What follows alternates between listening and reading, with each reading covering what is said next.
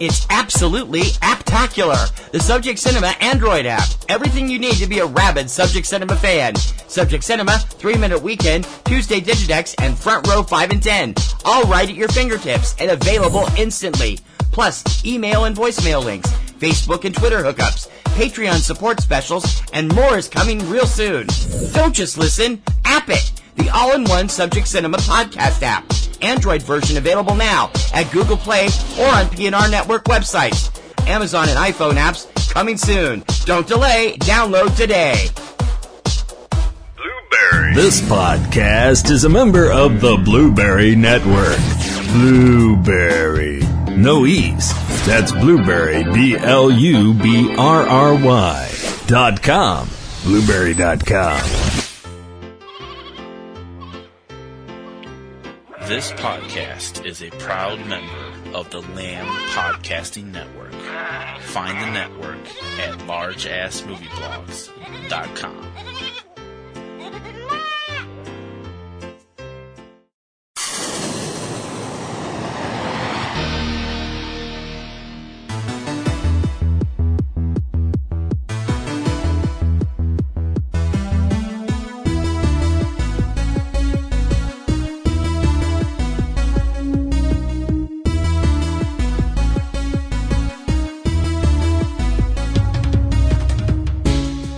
On air, online, on now. From the hub of the universe, Boston, Massachusetts, USA, this is Subject Cinema, with your hosts, T.C. Kirkham and Kim Brown.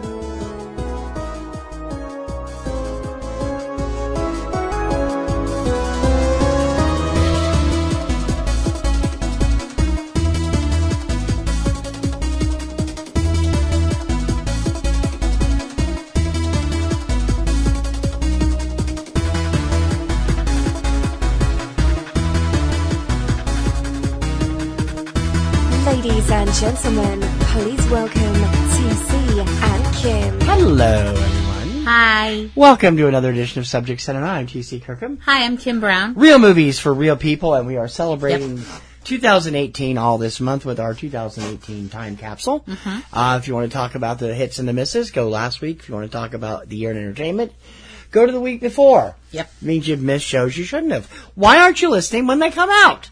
Honestly, really?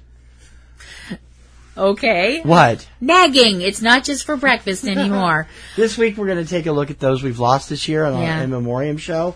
It's the Subject Cinema number 620. Day and date December 16th, 2018. How was your week? Not that bad. You know, busy, crazy at work, but it's our busy season at my job, so it's kind of like, the phone's going crazy and the faxes are going crazy and the email's going crazy, but I have so much to try and catch up on before the end of the year here. Plus work, plus everything else, so it's been kind of nuts. Yeah. Still haven't seen most of the big movies that have been out the last month, because we've just been, like, either under the weather or too busy at work or too late with the commute. It's just... Yeah. It's been a fun time. But it's not snowing. So next weekend we might actually do it. Christmas Day, maybe we'll have time to go because Kim has to read at midnight mass on Christmas. I'm serving. Eve. I'm serving at midnight mass. I've mentioned previously on the show I'm Catholic, and I was asked to speak at midnight mass, which for me is a really big honor. But it also means I don't get home until like 1:30, 1:45 in the morning, and. You know, I'm trying to stay up, waiting for her. I'm not as young as I used to be, and staying up that late is not an option anymore. It's not like, woohoo, stay up all night, yay! You know, we can't do that anymore. It's, the body goes, ha ha ha, you're funny. And so that doesn't work. So what we're going to do is we're going to say up front, this is not going to be a complete list. No. I hope to get a more complete list up in our video on our video channel over on YouTube later on in the month. We're going to go over some names most names you'll know. Some of them you might not know but should. And these are people that were important to the entertainment community or people that we just feel like we want to mention because it's our show. Not just entertainment community, but sports and everything else. Yeah. And a couple people of non-humans also are in here. Yes. And a few other things. Yep. And, just our way of saying... we're going to miss them. Yes. Starting off, we're going to go month by month in chronological order, so we'll start with January. Yep. On January 5th of this year, we lost Jerry Van Dyke, younger brother of Dick Van Dyke and the star of the infamous My Mother the Car. Considered one of the worst American TV shows worst. ever. By most polls, yeah. Jerry was also a regular on Coach for a number of years. I've seen My Mother the Car. It's not as terrible as people say it is. It's stupid. It's stupid, but so is Mr. Ed, and that ran for 5 seasons, 6 seasons? Yeah, but can I also bring up with My Mother the Car, you're dealing with, that's a little bit more of a touchy subject. I mean, the whole thing of it was that this guy buys a car, and it turns out that it's got the reincarnated soul of his mother in it.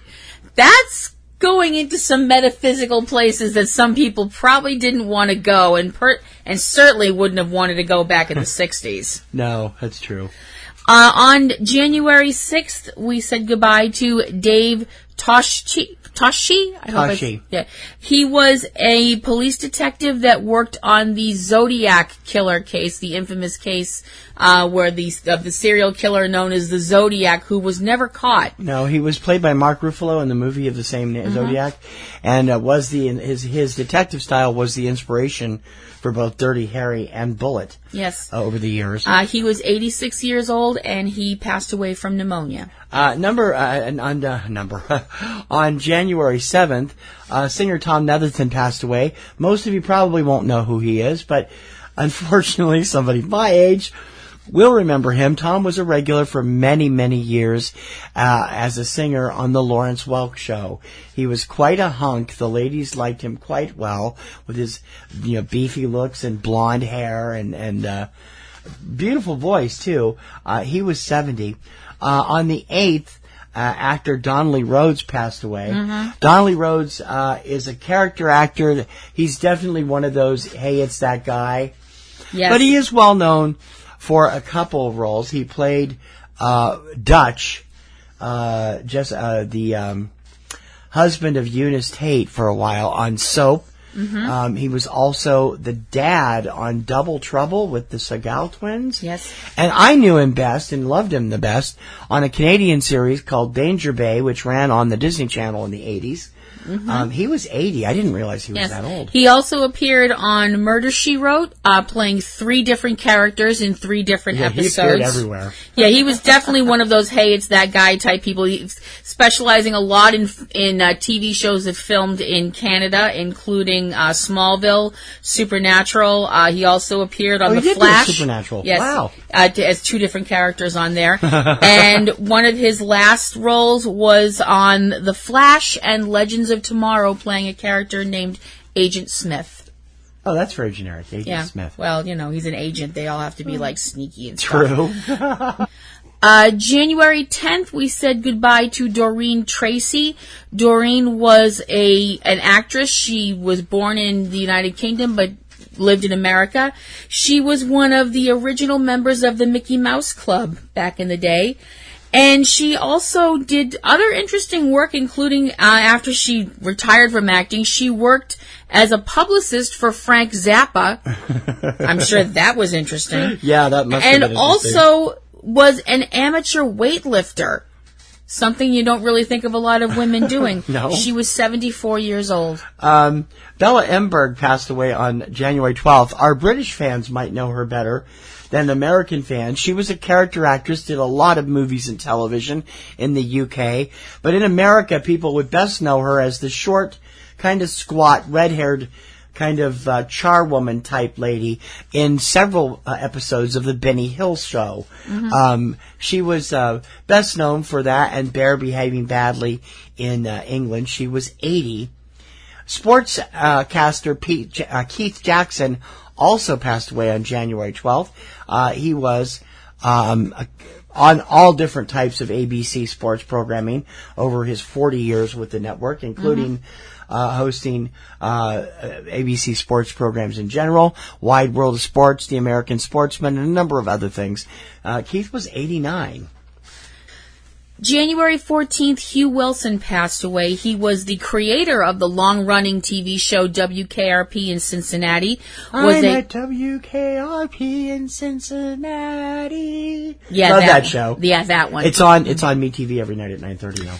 And was also a screenwriter and director for other projects, including Police Academy and The First Wives Club. He was 74. That was terrible, too. My voice You've done is better. Well, thank you. Well, I'm just...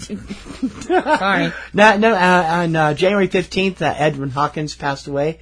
Edwin was the leader of the Edwin Hawkins Singers, the conductor, gospel pianist and writer. They, of course, had a monster hit with Oh Happy Day in the late 60s. Came back with Melanie with the hit single Lay Down, Candles in the Rain, or Candles in the Rain, Lay Down, depending on who's writing the story. Won a ton of Grammys over the year. He was 74. And Dolores O'Riordan, the lead singer of the Cranberries, passed away. She was just 46. She drowned, unfortunately, due to over intoxication. It's sad when you see somebody that I've never been a huge Cranberries fan. I have to admit, I was never a big fan. But she had them. She was huge with the She had a beautiful, beautiful voice with songs like Linger and Zombie, and she had a beautiful voice, and 46 is way too young to go. It's really, really sad. January 16th, we lost Bradford Dillman, who I definitely think is another one of those people was that, hey, it's that guy. You see him and he's like, I know him. What's his name? Yeah. He was... In everything. And he was 87 years old. He appeared... Yeah, you could... if you name a genre of films, he was probably in one. He was in everything from, respected films like The Way We Were to films like Bug, which is probably less respected unless you're a fan of that sort of thing. He appeared as Captain Briggs in the Sudden Impact film. He was part of the Dirty Harry films. He was, like I said, he was definitely one of those people, and also appeared in one of the films that we looked at when we did our masochistic march on disaster movies. He appeared in the Irwin Allen big budget B picture, and by B I don't mean grade, I mean actual bees. He's in The Swarm. The Swarm. And Bradford Dillman was 87. Olivia Cole passed away on the 19th. She was 75. She had a varied acting career, but has still remained best known for her role in the television miniseries Roots from 1977, which is where she was seen most often. She was Chicken George's wife, Matilda. She also played Maggie Rogers in another popular miniseries in the late 70s, Backstairs at the White House, where she got an Emmy nomination. She did all kinds of stuff, movies and television. She actually retired for a while in the mid-90s, but came back for another few years in the 2000s. Mm-hmm. She was 85, I think I said. 75. 75. Also on January 19th, the world said goodbye to Dorothy Malone. She was an actress in quite a lot of things that, maybe your parents might remember more than you. Things like Peyton Place, Written on the Wind. I have to be honest, I don't really recognize her very much. She was, an actress from a long time back and did a lot of different things. She passed away at the age of 93, and she was an Oscar winner in 1956. Yep. Where are we? On January 20th, John Coleman passed away. Those of you who don't follow weather probably don't know John Coleman, but in other words, those of you who aren't weather who aren't weather nerds, he was best known as the chief meteorologist for Good Morning America during the late 70s, and he was later one of the co-creators and co-founders of the Weather Channel. In recent years, he became quite controversial due to his insistence that climate change is not happening the way that the change people insist it was. He insisted it was all a natural cycle. So he got quite a few. The climate skeptics usually point to John Coleman and his theories when they're talking about it. He was 83. Mm-hmm. And on the 23rd of January, Hugh Masekela passed away. Hugh, a South African-born jazz trumpeter, best known for his hit Grazing in the Grass, to older audiences from the 1960s to modern-day audiences. He's best known as the father of extreme sports commentator Sal Masekela. He was 78, and there's all kinds of stuff in the 60s. He was a session musician, had his own hit music, good friends with Herb Alpert, worked with him a lot, and all kinds of good stuff came out of him back then. Most notably, I think, would be Sal, who is just one of the best sports people on the planet right now. We're closing out January by saying goodbye to Warren Miller, who was 93. He was a filmmaker that specialized in a very specific type of film. Yeah, he did. He was a documenter of the people who are willing to take the risk, ride the edge, and risk their lives to ski and snowboard. Miller's winter films involving skiing and snowboarding are something to be seen. If you've never looked at them, even if you don't know anybody in them, and quite frequently I didn't, because a lot of the younger guys weren't filming yet with him. His stuff is amazing. The footage he gets and got over his careers was just mind-blowing. When you think about it, people might be kind of like, oh, well, that can't be as hard as someone who's actually doing the skiing or snowboarding. But when you think about how close... They have to do it with them. They have to... Not only are they doing it with them, they're doing it carrying a camera. Yep. So, I mean, that is crazy dangerous. Yeah, it's the guys in the X Games. Watch the super pipe. You got guys on just skis, no poles, and cameras going down that pipe. I mean, it might be guys. a little bit easier now because they have the cameras that are on the wire things, and they've got Warren's the drone last things film and had stuff. a lot of drone footage in it, which is really spectacular. But probably the only thing drones are good for, because other than that, they're creepy as beep. They're great for film work, and they do some amazing stuff. Heading into February, we said goodbye on February 1st to legendary soul singer and leader of the Temptations, Dennis Edwards. He was 74. Dennis sang lead on most of the Temp's big hits over the years. And he'd been ill for quite a while also with various things. Yep. February 4th, John Mahoney passed away. He was a character actor. He was 77 years old. He found success much later in life, compared to some actors that, have success right from the jump. But he worked in a lot of different films and television shows. And the one I think he was best known for was his work on Frasier as the Crane brothers' blue-collar and somewhat irascible but still very lovable Father Martin. And he appeared in other things, after Frasier was done, including Hot in Cleveland. One of his last appearances was in the show Foyle's War in 2013. He's definitely another one of those, oh, wow, it's that guy. Yeah. You recognize him the second you see him or you heard his kind of gravelly voice. He will definitely be someone that will be missed. Yeah, Mickey Jones passed away on February 7th. Jones was this big, burly, bearded actor, usually got cast for the longest time as bikers in biker movies and biker films. But he started diversifying that later in his career. I did not know until he passed away that he was the drummer for Kenny Rogers in the first edition. I had no idea that was the same guy. He's best known probably for Home Improvement, Misfits of Science pilot from the 80s, if you were a big fan, and also for a short run on the original television series V from the mid-1980s, where he played Michael Ironside's sidekick. More recently, he was known for Home Improvement and the National Lampoon Vacation movies. Yep. But he was a character for sure. Reg E. Cathay passed away on February 9th. He was 59 years old. Definitely one of the people that the second you heard his voice, you may not know him by face, but the second you heard his voice, you were like, oh, it's him, it's that guy. And he had an amazing voice, and I thought he was an extremely handsome man. He appeared in he's another one of these people that appeared in pretty much every kind of film. It's kind of sad that one of the last films he did, his third to the last film, was the reboot, don't know how to word it, of Fantastic Four from 2015, where he played Dr. Franklin Storm, the father of Sue and Johnny Storm. and the less said about that movie, the better. Yeah. He appeared He was on best known for The Wire, I think, recently. Yeah. Also appeared on Elementary, Luke Cage. He appeared in pretty much everything, and definitely we lost him way too soon. Actor and politician and diplomat John Gavin passed away also on February 9th. He was 86. Gavin was a character actor who was seen in everything from Psycho to Spartacus. During the Reagan administration, he was the United States ambassador to Mexico.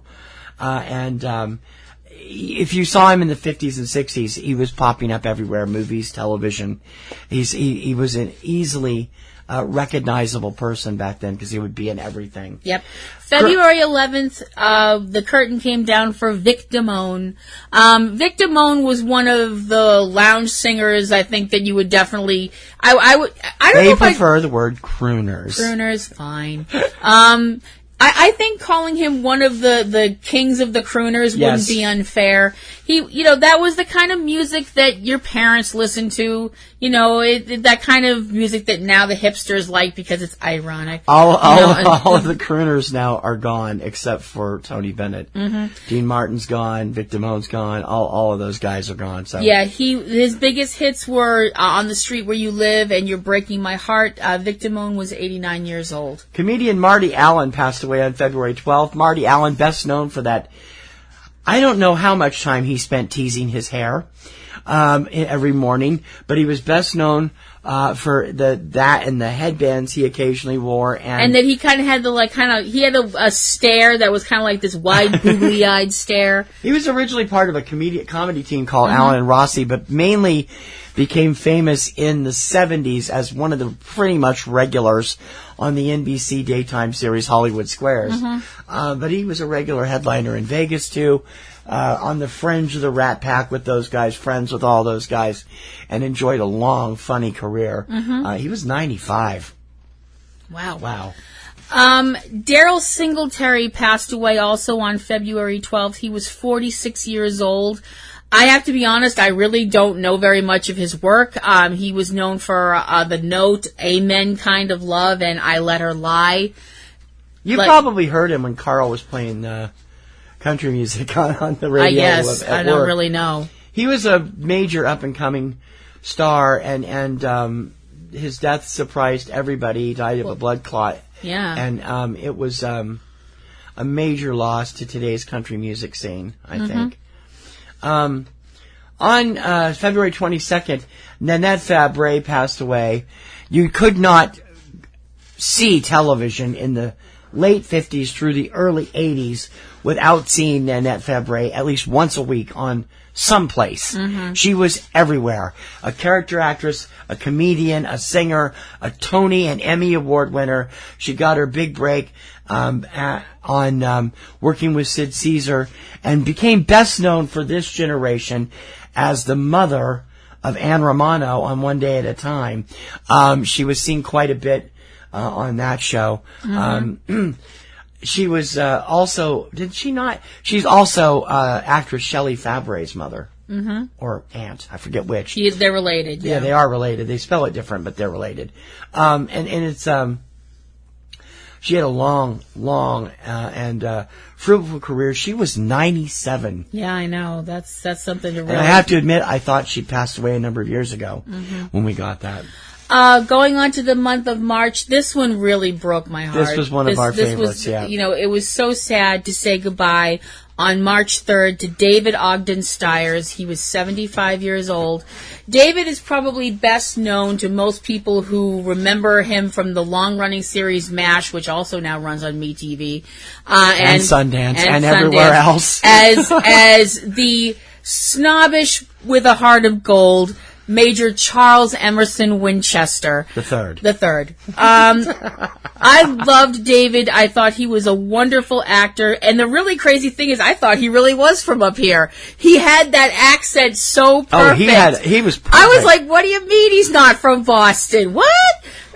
He's one of those people, though, that he had this way of just commanding. I'm sorry, when you can wrestle people's attention away from Raymond Burr, You are talented. He was the prosecutor yes. in most of the Perry Mason TV movies in the 90s. Yes. Yeah. He appeared on, and lent his voice to a ton of different things, including the voice of Cogsworth in the cartoon version of Beauty and the Beast. He was just this incredible actor that just did all this, amazing stuff. It's too much to mention. How they roped him into playing Martian Manhunter in that Justice League pilot never ceased to amaze me. And that's actually not the only DC character he's played. He played a baddie, too. Uh-huh. He was the voice of the Penguin in the DC animated film Batman Mystery of the Batwoman. Real quick, I want to bring up one other role of his. I do too, so go ahead. Yeah. This show never failed to just pull at my heartstrings, and this episode just broke my heart. Star Trek. Yeah, Star Trek The Next Generation, the episode Half a Life. He was absolutely spellbinding in this episode as a person from an alien culture whose culture feels that when people are 60 years old, they kill themselves. Is it 60 or 65? I 60. forgot. 60. Yeah, they would go back to their own planet and end their lives. The thing is, at this point, it's a celebration. It's a celebration of their life, and then they end it. Well, at least they got twice as much as the people in Logan's Run. Well, yeah. His character, whose name was Timison at the time, was in love with Loxwana Troy, played by the wonderful and departed Majel Barrett. That episode is just if you can watch that episode and not tear up, I don't want to know you. Also, the first episode that Michelle Forbes did before she started playing Ensign Rowe. Mm-hmm. My favorite David Ogden Steyer's role outside of MASH was an incredible transformation into former Secretary of State Alexander Haig in the TV movie based on the book The Final Days by Woodward and Bernstein, which is the final days of Richard Nixon's presidency. He was unbelievably good in that, and I'd never seen him, one, with hair. He had a hairpiece on. Number two, he had Haig down to a T, which was scary. He will be sorely missed. Definitely. Record producer, rapper, and songwriter Craig Mack passed away at the young age of 47 on March 12th. Mack had most of his success in the late 90s and early 2000s. Surprised everybody. Best known for Flava in Your Ear. Mm-hmm. The legendary Stephen Hawking passed away on March 14th. He was 76. What do you say about a man whose genius equaled Einstein, if not surpassed it? And if you didn't believe it, ask him. He would have told you. Yes, he would have. Yeah. That was very nice. Very nice indeed. Well, he knew he was an intelligent person, He was this amazingly intelligent man who was not afraid to ruffle people's feathers. He had these theories that could literally blow your mind wide open. Although he did seem to be very pessimistic about a lot of things that people tout as being man's biggest achievements, things like space exploration. His whole thing was, if we find aliens, they're going to kill us, he was also the last paper he produced, which was published after his death, warns the scientific community, you are going too far with AI development. Mm-hmm. You're going too far too fast. Yes. Yeah. And he also was a big atheist. He definitely decried religion. Yeah. Which was his right. Eddie Redmayne won an Oscar for playing him in his life story, The Theory of Everything. Another person that portrayed him on screen was Benedict Cumberbatch. So he had some really powerful people portraying his life story. And he also did a guest shot on The Big Bang Theory. Yes, and Star Trek. Yep. And Star Trek The Next Generation. March 17th, we lost Mike McDonald. He was 62. He was a comedian. He was an actor. He was in things like Screwballs 2, The Ripping Friends. I think he's best known for a stand-up Yeah, comedy. I remember seeing his stand-up back when, I believe it was Showtime, used to run this series where they would have, they do this whole thing with stand-up comedians and stuff like that. And I remember seeing him, and I remember thinking he was unbelievably funny. Yeah, he was. And I was really, really sad to hear that he passed. If you don't know the name Kenny Odell, you know his songs. Odell was one of the most successful songwriters of the 70s and 80s. He passed away on March 27th at the age of 73. Odell was responsible for Charlie Rich's monster hit Behind Closed Doors, and Mama, He's Crazy, the song that introduced the Judds to the world, among others. He's won a number of Grammys over the years as a songwriter and producer. Getting into April, we lost perhaps one of the most prolific television creator and producers of all time. Stephen Bochco passed away. He was 74. Bochco, responsible for a string of hit series in the 80s. Yeah. Name something in the 80s, he probably produced it or wrote for it. He was a producer, writer, director, a little bit of everything on most of his shows, including Hill Street Blues, L.A. Law, NYPD Blue, Doogie Howser, MD, and the unbelievably unabashed, terrible program, Cop Rock. Yep. I don't know where he came up with that out of his mind of brilliance, other than as a vehicle for his wife, actress Barbara Boston. Everybody loves musicals. Wow. Everybody loves cop shows. Let's put them together. Oh, what a great idea. He won 10 Emmys over his lifetime, and none of them were for Cop Rock. No, I don't think they were either. April 4th, Soon Tek Oh passed away. He was 85 years old. He was a gentleman that appeared in numerous films, including the James Bond classic, The Man with the Golden Gun. He was the voice of one of the characters for Mulan and Mulan 2. He appeared in multiple episodes of MASH. Perhaps known best from MASH in an episode, I believe it was from 77? 70, it was before Larry Linville left the show, where he played a North Korean doctor who wanted to defect. And so Hawkeye and BJ stuck their necks out to try and get him out of North Korea into South Korea. And he actually did 5 episodes of MASH, playing 5 different characters. He also appeared on Airwolf, the show from the 80s with the cool helicopter, as 3 different characters. He appeared on MacGyver, Highlander the series, lots of other things along those lines. If they needed an Asian actor, he was one of the go-tos, even though he was natively South Korean. He played Japanese, Chinese, a number of different roles. Also on April 4th, we lost Johnny Valiant, who was an American professional wrestler, and lost him in an extremely tragic way. He was 71 years old. He was hit by a pickup truck and died from his injuries. He was one of the Valiant brothers, a notorious bunch of heels back in the day. He was a manager in the WWF and in the AWA, probably best known as the manager of the Dream Team, the team of Greg the Hammer Valentine and Brutus Beefcake before he became Brutus the Barber Beefcake. He also that was during the NWA days? Or was that was still WCW? The WWF. No, that was WWF. That was WWF. Okay. Yeah, that was still WWF. I remember them winning the tag team belts from Barry Windham and Mike Rotunda because they had taken Johnny's ever-present cigar and jammed it into Barry's eye. Ah, wonderful. Yeah. So he was not on my Christmas card list that year.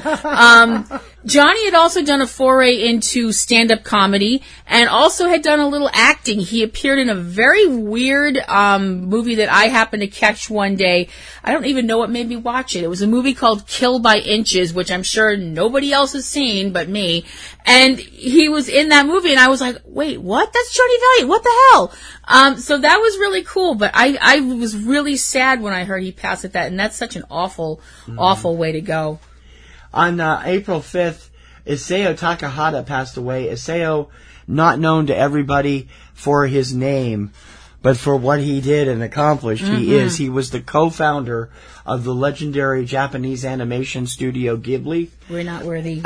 He was on directing, producing, screenwriting on so much of their stuff, including Grave of the Fireflies, only yesterday, Tale of the Princess Cayuga most recently. He was 82. And actor Tim O'Connor passed away on the same day. He was 90. And again, he was another one I thought had passed away before that. He was another person you really couldn't tell how old he was because he had prematurely white hair. Yeah, he did. He was probably best known as the commander on Buck Rogers in the 25th Century during the first season, and as the original Dr. Hewer, and as the original Andros in a 2-part episode of the ABC years of Wonder Woman starring Linda Carter. Yep. But he was everywhere. I mean, he did character parts from movies and television, and I mean, he was all over the place.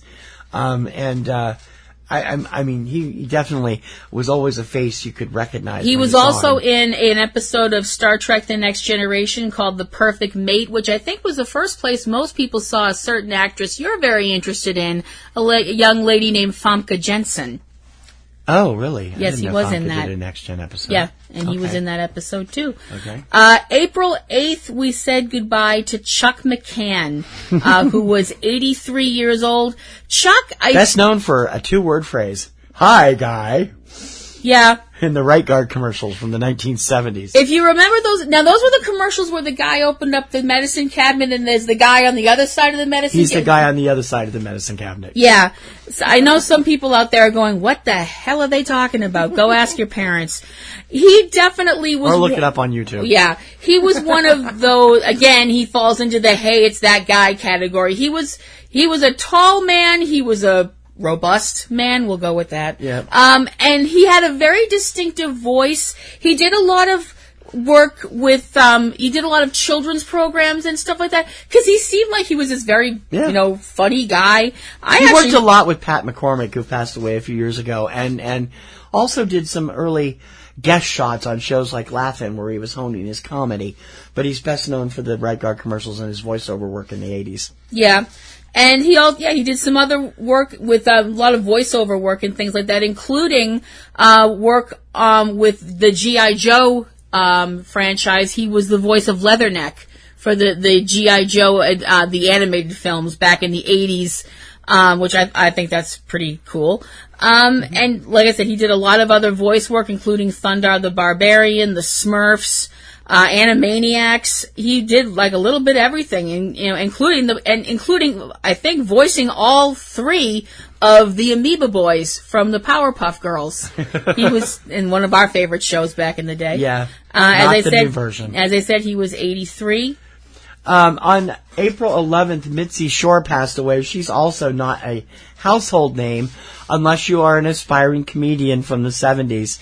Mitzi Shore was the owner of the Comedy Store in Los Angeles. He was also the mother of actor and comedian Pauly Shore, and is the basis for the character that Melissa Leo played on the 2-season run of I'm Dying Up Here on Showtime recently.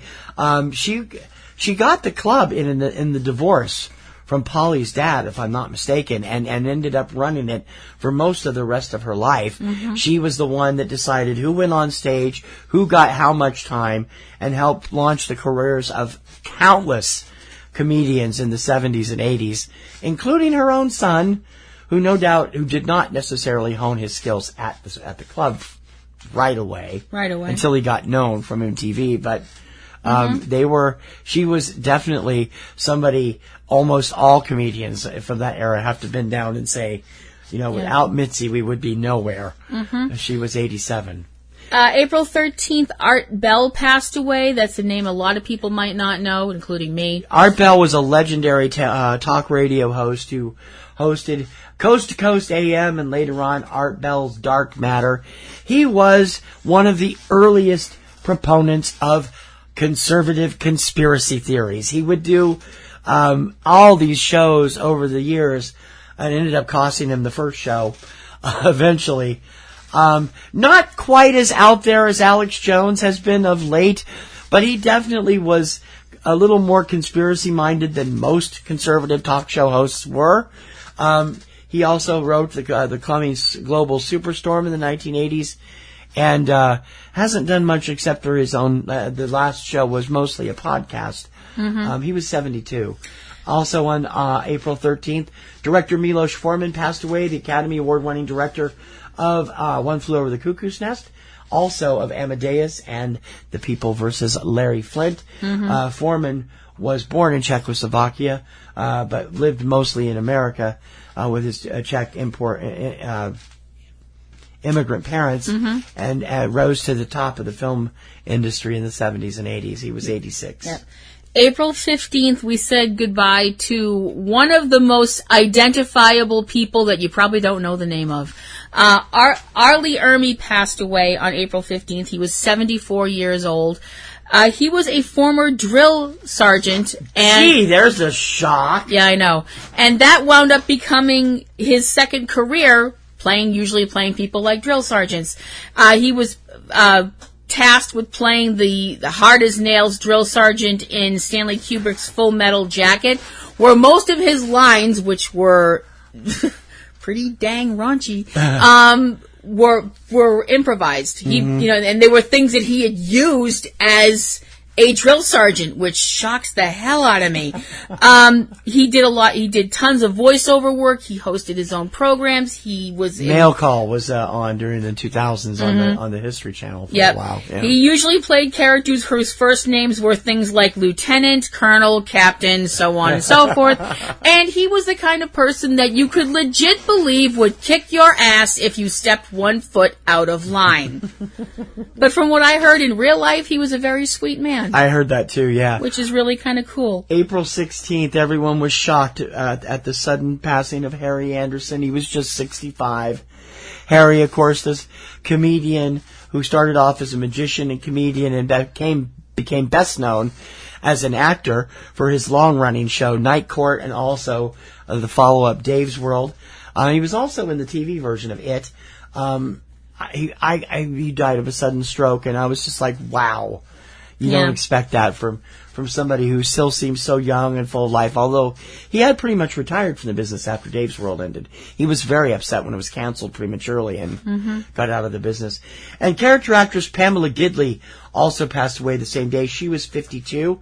Gidley, best known for her recurring role on The Pretender and in the feature film follow-up to David Lynch's Twin Peaks, Fire Walk With Me. She also appeared in a number of episodes of CSI Crime Scene Investigation and was a model as well. Yes, and a local girl. Yes. She was originally from Methuen. Methuen, right. Yeah, and that's cool. Yep. April 17th, America bowed its head and said farewell to one of the classiest first ladies we ever had. And I don't, and I'm saying that speaking as a completely non-political person. Right. Barbara Bush passed away. She was 92 years old. The wife of former President George Herbert Walker Bush, who we recently lost as well. We'll get to that later. Yep. And she was a lady. I mean, that's the highest compliment I can pay another female, really, to just say she was a lady with a capital L. She was always just complete class, I thought, and she genuinely seemed like a genuinely nice person. Although she was caught one time off camera during 1984's, was 84 or 88's presidential election, talking about one of the other first ladies, or maybe it was 84. Yeah, it was 84 because her husband was debating vice presidential debate versus Geraldine Ferraro and was heard to say something to the effect of, he just whipped that bitch's ass after it was over. So she could be very seriously loyal to her husband. She was a human being and she loved her husband.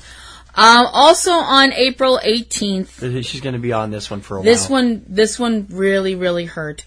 We said farewell to Bruno Sammartino. Bruno Sammartino was the definition of a professional wrestler. He was an amazing athlete. Sometimes he was a little hard to understand because he had a very strong Italian accent. He was originally from Italy. But he was one of the most... If Bruno said he was going to kick your butt, you believed it. He was also the longest reigning heavyweight champion in the Worldwide Wrestling Federation. It used to be called that. He was the champion from 1963 to 1971, and then from 1973 to 1977. They don't do things like that anymore in what is now the WWE. The word icon gets tossed around a lot and flung around a bit, and I think it's kind of gotten lessened over the years. But I definitely would, if you asked me 5 wrestlers who actually deserved the title icon, Bruno Sammartino would definitely be at the tippy top of that list. Yep. He was 82 years old. April 20th was a day that hit me pretty hard because I'm such a huge fan Tim Bergling, better known around the world as the DJ Avicii, committed suicide. He was just 28 years old. Tim had been going through a number of health problems over the last few years, brought on by excessive drinking and drug use during his teenage years and early 20s. It's really sad because he cleaned up from that stuff, but his for body the most part, he did. His he body had just to. couldn't deal with what he'd done. Emergency surgery through a few years ago to try and alleviate some of the pain he was going through. But this man who made such amazing EDM music, he was the first major EDM artist to cross over to pop, to country, even to other realms of music, performing with people as diverse as Aloe Black and Zach Brown and so many other artists that were just stupendous. I mean, he just teamed up with Conrad Sewell, who I just adore as a vocalist on the Coke campaign last year, right before he passed away. Yeah. He just couldn't take the pain anymore. He went off to Oman and took his own life. He was 28 years old, and that just really messed me up for a while. I know it did. Because I love his music. Yeah. Another suicide just a day later, actor Vern Troyer. Troyer was 49 and best known as Little Me in the Austin Powers, Mini-Me in the second two Austin Powers films, and also for a number of characters, most in the Gringotts. He played Harry Potter series. Yeah, he played Grip Hook in Harry Potter and the Sorcerer's Stone. He was not in any of the other films. I thought he had non-speaking roles in those. I don't think so. Right. Although the character was voiced by Warwick Davis in Sorcerer's Stone. That was really sad when he passed. When we heard of his passing, it's a very, very awful thing. On the 23rd, we lost Don Bustante. There's a name that nobody knows.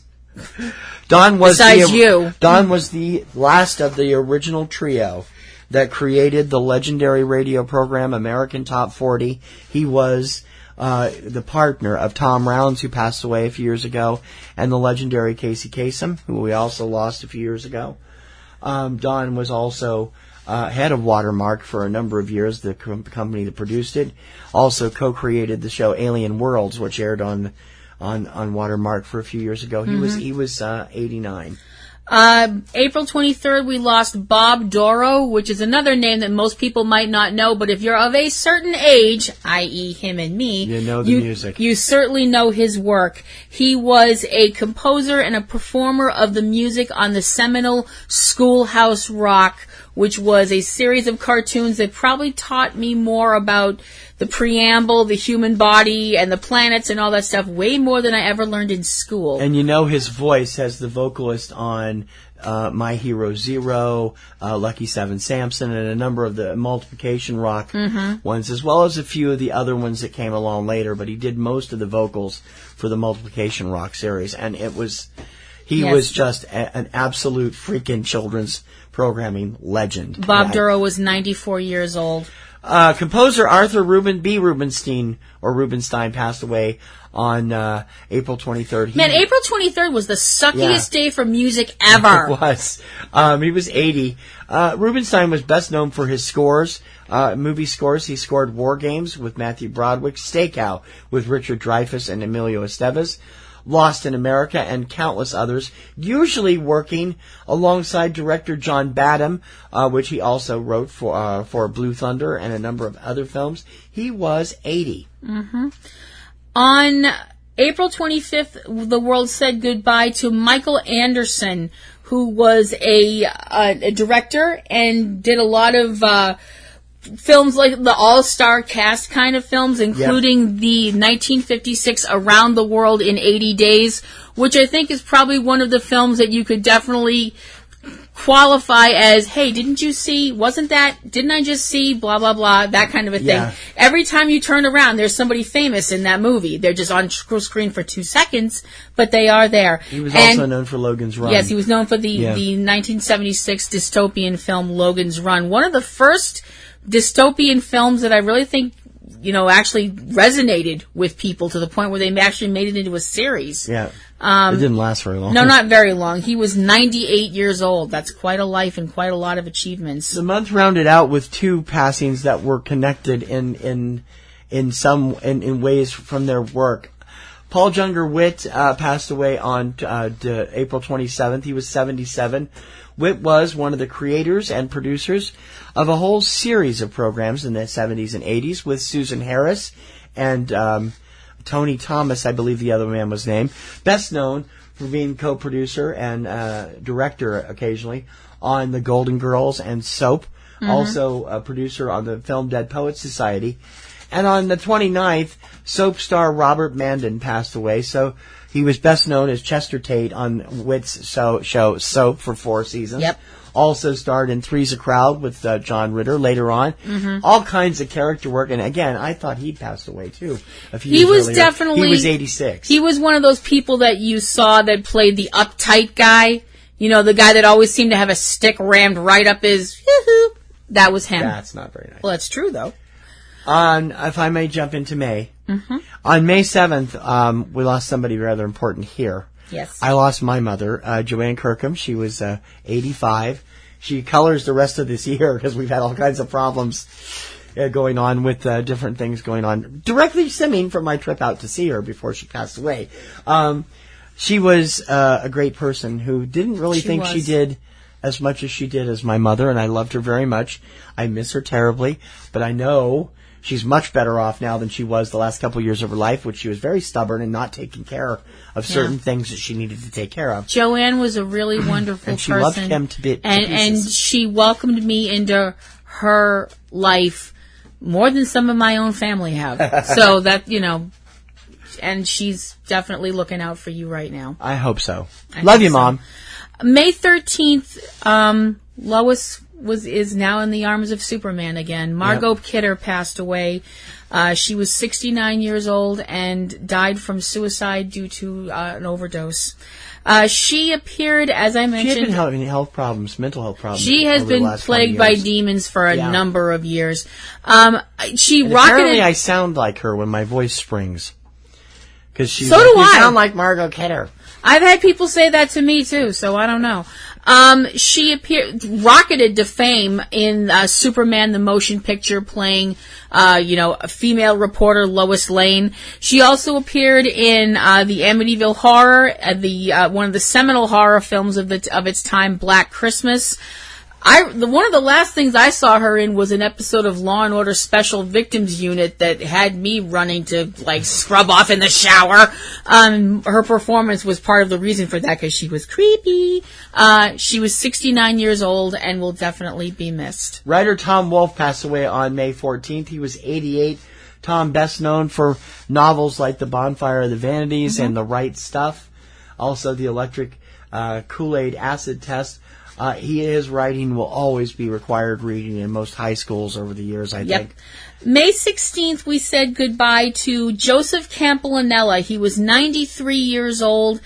Definitely fell into the hey, it's that guy category, not only for his face, which you saw a lot if you were a soap opera fan like me. Mm-hmm. I remember him as Baddie Harper Devereaux from Days of Our Lives.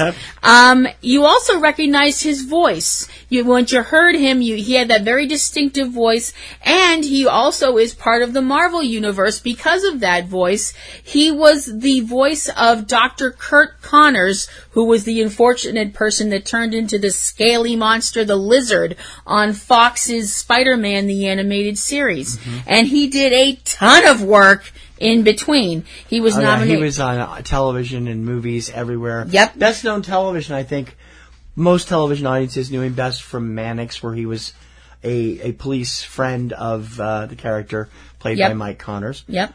And he also was a host of a Nickelodeon show for a while, and for the life of me, I can't remember the name of the dang show. That's awful. I said, what did they think of that? Something like that. What will they think of next? That was the name of it. Yeah. Uh-huh. He was definitely, like I said, one of those people that you saw him in everything, and he was really, really cool. And he's in one of our favorite bad movies of all time. He's in Meteor as the general whose son is killed astronaut's son is killed in the Yes. in the tragic burnt chicken nugget of doom hitting the space station. He was 93 years old. Actor Hugh Dane passed away on the same day, May 16th. He was 75. Dane was a character actor later in life, but best known as a security guard in the television series The Office. He also appeared in Bridesmaids and Joyride. May 19th, we lost Reggie Lucas. He was 65 years old, a songwriter who was probably best known for the hit Never Knew Love Like This Before. Stephanie Mills' song Yep. from 1981. Yeah. And also a producer and writer, too. Yeah, and he was a Grammy winner as well in 1981. Vincent McEvey passed away on 19th as well. He was 88. He was the director of a lot of Disney stuff from the 1970s, including The Castaway Cowboy with James Garner, and one of the infamous Herbie movies, Herbie Goes to Monte Carlo.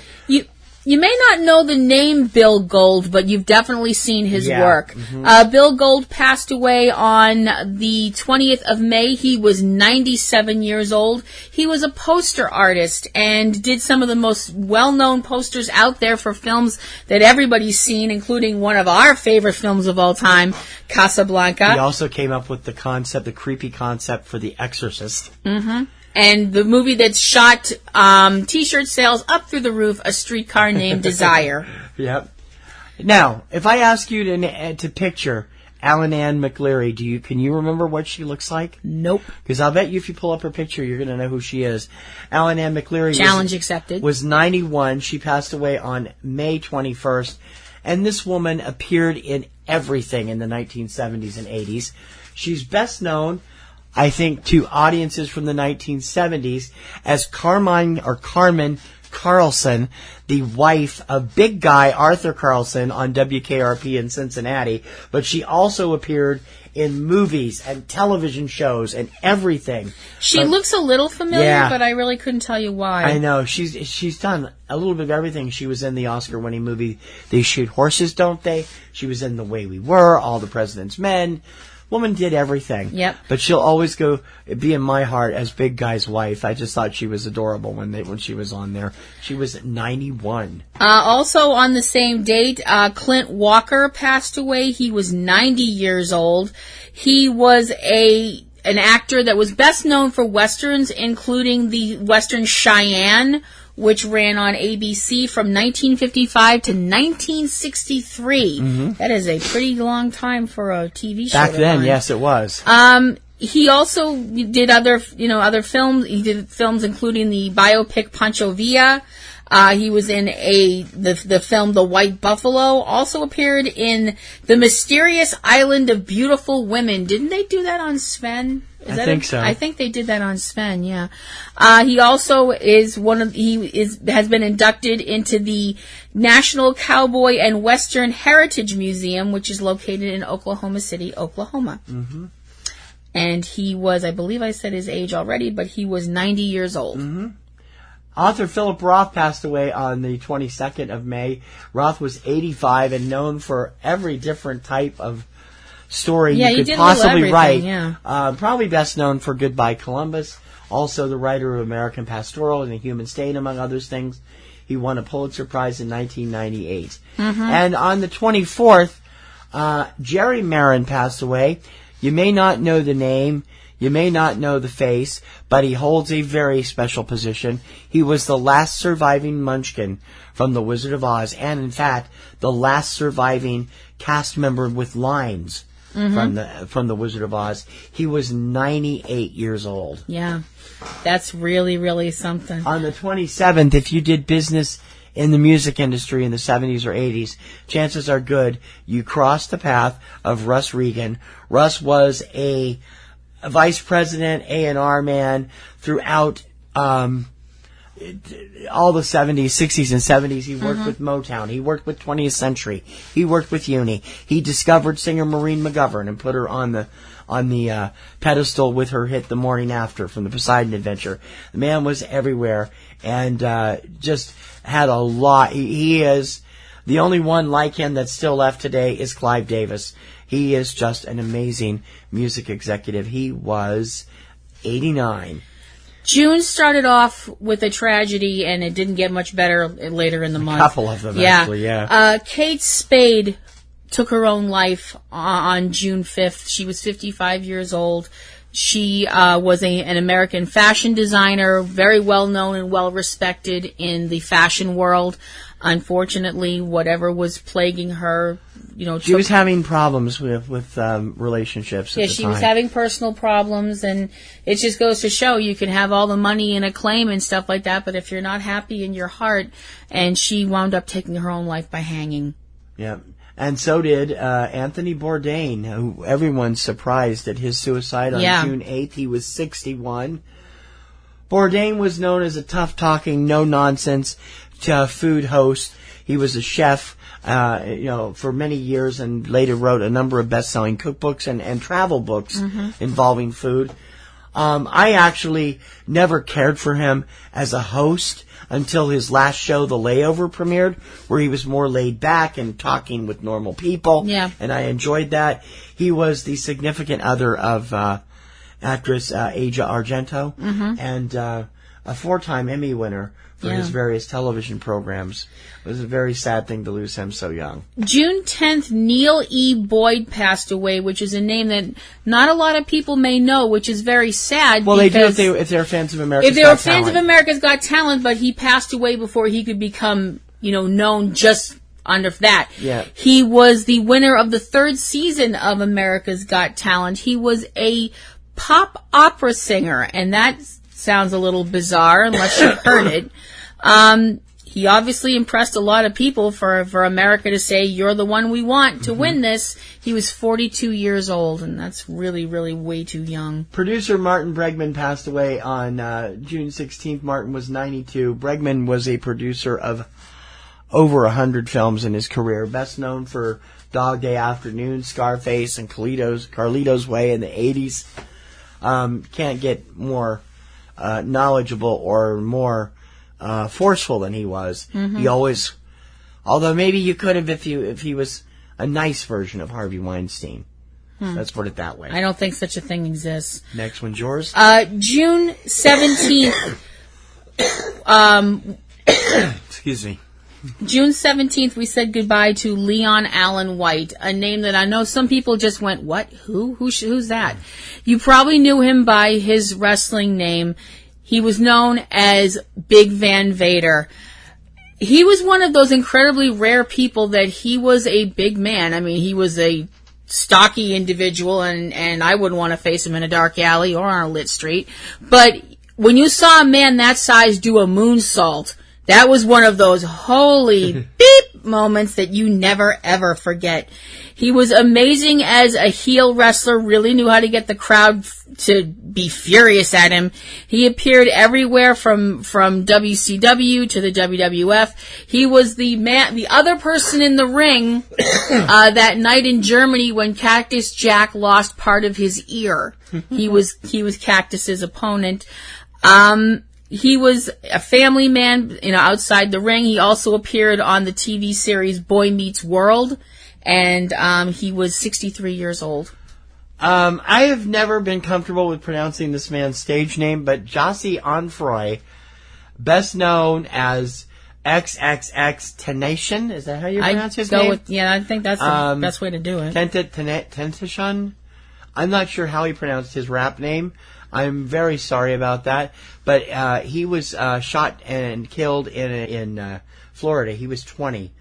The album that he was releasing either right before or right after he was killed just took off. It debuted at number 1 on the Billboard Hot 100, on the Billboard Top 200 album charts. Every song made the Hot 100. It was a big seller because everybody was really reeling from his sudden loss. Like I said, he was just 20. On June 19th, Coco passed away. For those of you who don't know who Coco was, she was a American-bred Western lowland gorilla that spoke sign language. Yes. She was taught sign language as a very young gorilla and actually was featured this year in one of this year's biggest hit films. She is seen in Won't You Be My Neighbor with Fred Rogers talking to her and spending time with her in a 1980 episode of the show. Yeah. Coco was an amazing creature, not only by the fact that she was taught sign language, but she also showed that beings that some people view as lesser beings, animals and things like that, have the capacity to love, because she adopted a kitten as a pet, and she loved that kitten. Coco, actually, a lot of people may not know, Coco was actually a nickname. Her correct name was Hanabiko, which is Japanese for fireworks child, because she was born on the 4th of July. Oh, that's cool. Isn't that neat? She was 46. Yeah. On the 21st of June, as a politics watcher, there was nobody I respected more than the mind and wit of Charles Krauthammer. Krauthammer was a regular contributor to Fox News. He was a columnist with the Washington Post, a winner of the Pulitzer Prize. Dr. Krauthammer started off as a doctor, being actually a tenured doctor of, I've forgotten, internal medicine, I think it was, at Massachusetts General Hospital. This all having been done since he lost the use of his legs as a teenager. He was brilliant when it came to politics, and I mean, the left rarely agreed with him, but his opinions were always unoffensive and out there for everyone to take a look at. They might take offense at the ideas, but not the way they were presented. He was known as a true gentleman in the Beltway. Both sides got along with him. And I miss his writing, his weekly column, Something Terrible. He was amazing. He was 68. June 22nd, Deanna Lund passed away. She was 81 years old. Probably best well known for her work in the Irwin Allen series, Land of the Giants. I think probably the only thing she was just as well known for was who she almost married. In the mid-90s, she was dating talk show host and multiple married dude Larry King, and they were engaged. They had met and dated, and 5 weeks later they were engaged, but they wound up deciding not to get married. I hope they stayed friends, though. Pantera co-founder and drummer Benny Paul passed away also on June 22nd. He was 54, sudden death of a heart attack. And on June 24th, Dan Ingram passed away. Dan is another legendary disc jockey, host of a number of nationally syndicated shows, as well as always being located in New York's market at WABC and later WCBS FM. He was 83. June 27th, Steve Ditko was taken from us. He was 90 years old. Steve Ditko was one of those we're not worthy people of the comics industry. He was a comic book artist and writer and co-creator with Stan Lee of some of Marvel Comics' most iconic characters, including your friendly neighborhood Spider-Man and the master of the mystic arts, Dr. Stephen Strange. He was just one of these people that did this incredible job of making comics, coming up and co-creating other characters like Hawk and Dove, Shade the Changing Man, The Question, and one of my favorite characters who has to make it to the big screen sometime, The Creeper. Steve Ditko was 90 years old. The head of the Jackson family, Joe Jackson, passed away also on the 27th. He was 89. Vilified much in his later years when it came out what he did to his sons over the years. Joe was the father of all the members of the Jackson family, and he's dead. Less said, the better. Moving on. Oh my God! Well, no, I would have said that about the next person, who could be said to have not a single friend in Hollywood sometimes. Yeah, well, he's also dead. Moving on. Oh my God! Well, sorry. That's so rude. I'm sorry. You're right. Nice little Catholic girl. All right. I'm sorry. June 28th, Harlan Ellison passed away. Writer best known for a number of things, including the concept for the Star Trek episode Guardian on the Edge of Forever. Sitting on the Edge of Forever.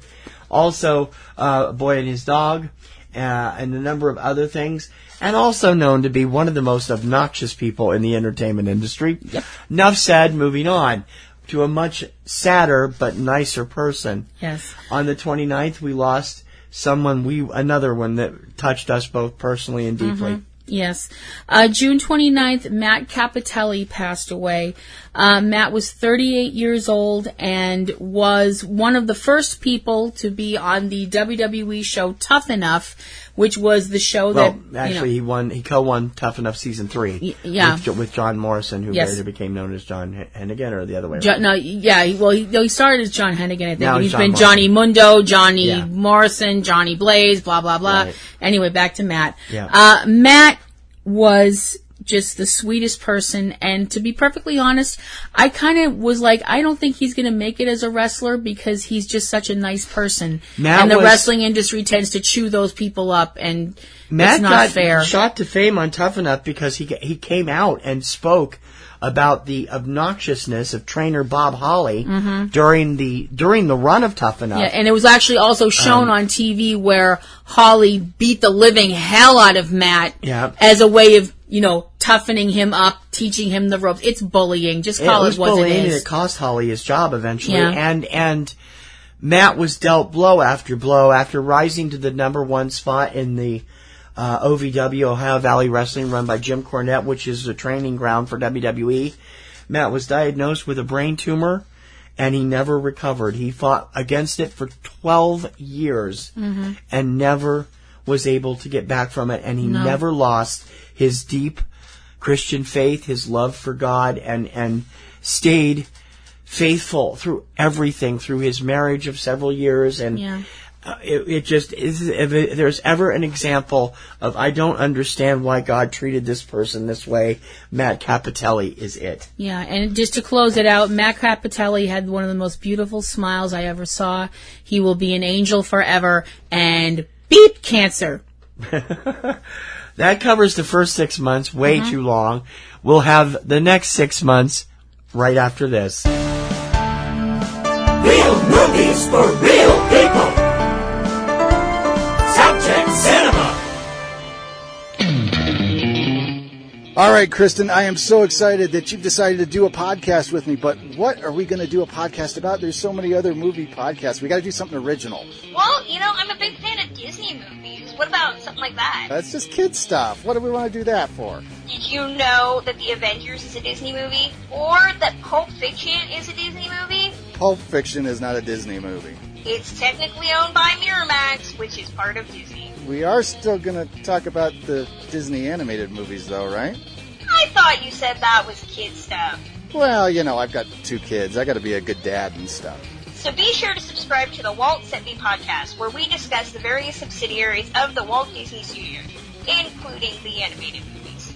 It's available on iTunes, Podomatic, and wherever you find great podcasts. And I swear, it's not kid stuff. Subject Cinema.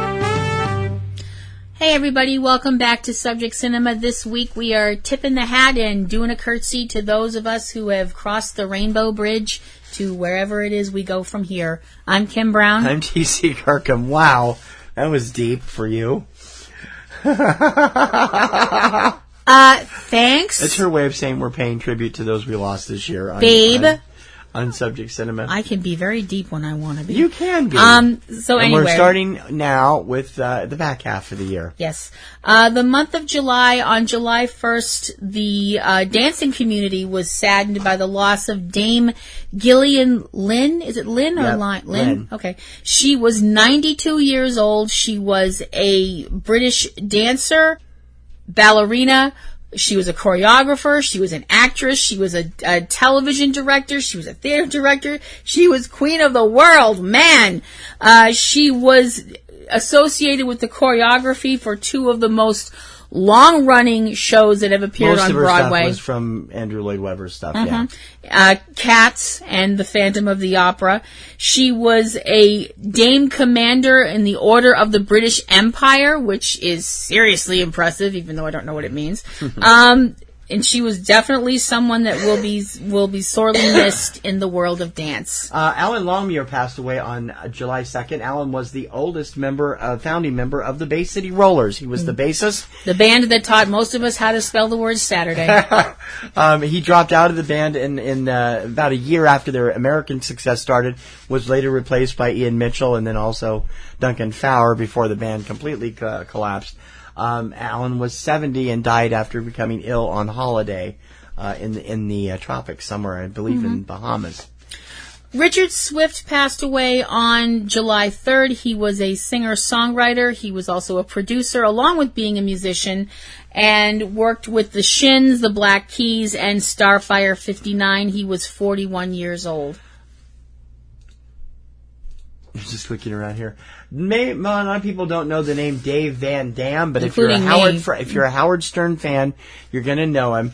Dave made a living for the last 10 years of his life doing David Letterman imitations for the Howard Stern show. He was a damn near sound-alike for the guy. He also would later do the voice of President Obama for Stern. He was a comedian. He passed away at 63. And Ed Schultz, best known as a commentator for MSNBC for a number of years, including The Ed Show and The Ed Schultz Show, passed away on July 5th. He was 64. Tab Hunter passed away on July 8th this year. He was 86 years old. He was one of those people that unfortunately had to live a lot of their life in denial because the world wasn't ready for who he really was. He was an actor, a singer. His biggest hit, I think, would have to be 1957's Young Love. Which was later a country hit for singer Sonny James as well. Yep.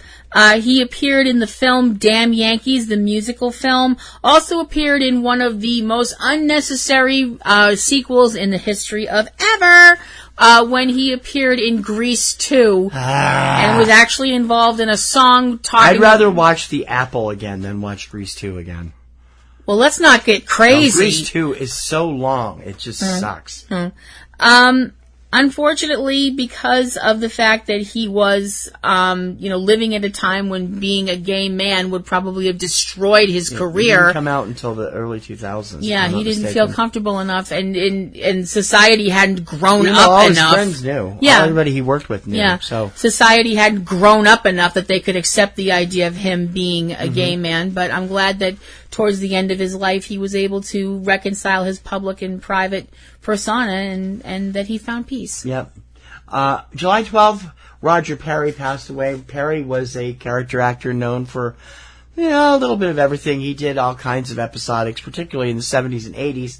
He was probably best known for the first 2 seasons. He was the headmaster of Eastland on The Facts of Life, which starred Charlotte Rae and a number of other young actresses most of whom are still around.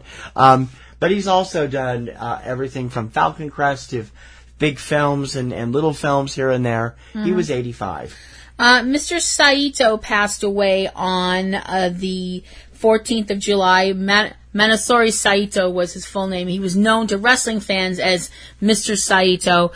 He was a Japanese wrestler that was known for his, heel persona. He was a tag team champion with Mr. Fuji. They held the World Tag Team belts twice. And he was also part of a very weird moment in professional wrestling when himself and another wrestler, man named Ken Patera, got in trouble because they threw a very large rock through a window of a McDonald's restaurant in Wisconsin, and there was an altercation with the police, and it was kind of a mess. Naughty. This was back in the 80s. Mr. Saito was 76 years old. July 17th, we lost Gary Beach. Gary Beach, the amazing performer, singer, actor, dancer, everything around him. Tony Award winner for The Producers. And if you have never seen his take on Roger Debris from the Producers musical, you've just never seen that character. While Christopher Hewitt plays it fine in the original, Gary is just delicious. He also starred in La Cage aux Folles for a number of years. He was 70 and he will be sorely missed. I can listen to that anytime. pull that up on my Spotify. His whole thing of Springtime for Hitler, and it never fails to crack me up. It's just awesome. July 18th, Adrian Cronauer passed away. He was an American disc jockey, and he was the inspiration and the subject matter of the film Good Morning Vietnam, portrayed by Robin Williams in that film. He was a man that was, lending his voice to the troops over there in a war that nobody wanted to be in. And he was trying to, lift up their spirits, and also was poking savage fun at the people who sent him over there, the American military. Because goodness knows they need to have their spurs taken down a few notches. Adrian was 79 years old. July 19th, the world lost Shinobu Hashimoto. He was 100. Hashimoto was a frequent collaborator with director Akira Kurosawa, writing a number of Kurosawa's biggest hits, including The Seven Samurai and Rashomon. This man is a Japanese film legend and a film legend around the world. And his loss at 100, what a long life the man had. John Shep passed away on the 19th as well. I think it's actually Schnepp. Schnepp, I apologize. He was 51 years old. He was an American animator. He was a voice actor, cinematographer. He directed episodes of the Adult Swim show Metropocalypse, was involved with the documentary film The Death of Superman Lives. He actually was the director and creator of that. And the Death of Superman Lives, What Happened, which was the film that was supposed to see Nicolas Cage as Superman. He was also a regular contributor to Space Ghost Coast to Coast, one of our favorite shows. On July 21st, another person we lost way too soon. Jonathan Gold passed away. Jonathan, the subject of the marvelous food documentary City of Gold in 2014. If you haven't seen it, see it. Jonathan was a food writer and American food critic for the Los Angeles Times, LA Weekly, and occasionally for Gourmet. His wonderful spin on Los Angeles food scene was amazing to look at, and his love for food came across so much in that film. Especially when he would go off and eat these things that we thought were watching the movie that you puked into your hagfish. You almost puked into your purse. Yes, I did. But he was amazing. So thanks for that, Jonathan. But he was just 57 years old. Yep. Shelley Cohen passed away on July 25th. And I bet you don't know who he is. No, I don't. Shelley Cohen was the only member of the Tonight Show orchestra that served under every single host from Johnny. Served under every single director during the Tonight Show with Johnny Carson. Wow. He was there with Milton DeLuge, with Doc Severinsen, with Tommy Newsom, and everybody else. He would also occasionally step in front of the band when the first three were out. And not very often, though. He was an arranger and always the associate director of the band, working closely on the arrangements of the shows, music with Doc Severinsen and others, and did it for all the time Carson was the host, over 30 years, almost 30 years. He was 84. Also on July 25th, Patrick Williams passed away. Williams was a film composer, best known for writing the theme for the Mary Tyler Moore Show, or one of them, and scoring it, and also the 1979 classic Breaking Away, as well as Crybaby from John Waters. Yes.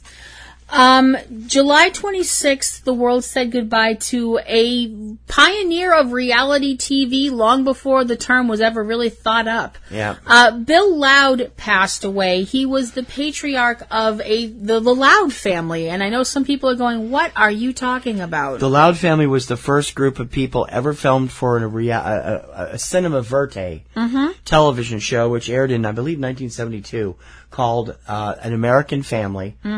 During the show, Bill had to deal with all the usual family stuff. He dealt very badly with one of his sons coming out of the closet. It could not have been easy to do that. We don't have an age for him, but I believe he was in his 80s. Yeah. This one really hurts. July 29th, Brian Christopher took his own life by hanging himself. He was 46 years old. Brian Christopher was a professional wrestler, the son of wrestling legend Jerry the King Lawler. He was probably best known for his work as Grandmaster Sexay, along with Scotty Too Hottie and the tag team Too Cool. Brian, I don't know what to say. I really don't. Brian rubbed a lot of people the wrong way in the industry and in the fandom. There's that. And it's a shame that he never really got along with his legendary father either. No, so. it is a shame, and it's very, very sad. And it's very sad that someone so young would feel and wound up taking their own life while I believe while he was in custody. He was arrested for driving under the influence. It's just a very sad thing when you think about somebody so young being so in such a dark place that they take their own lives. Mm-hmm.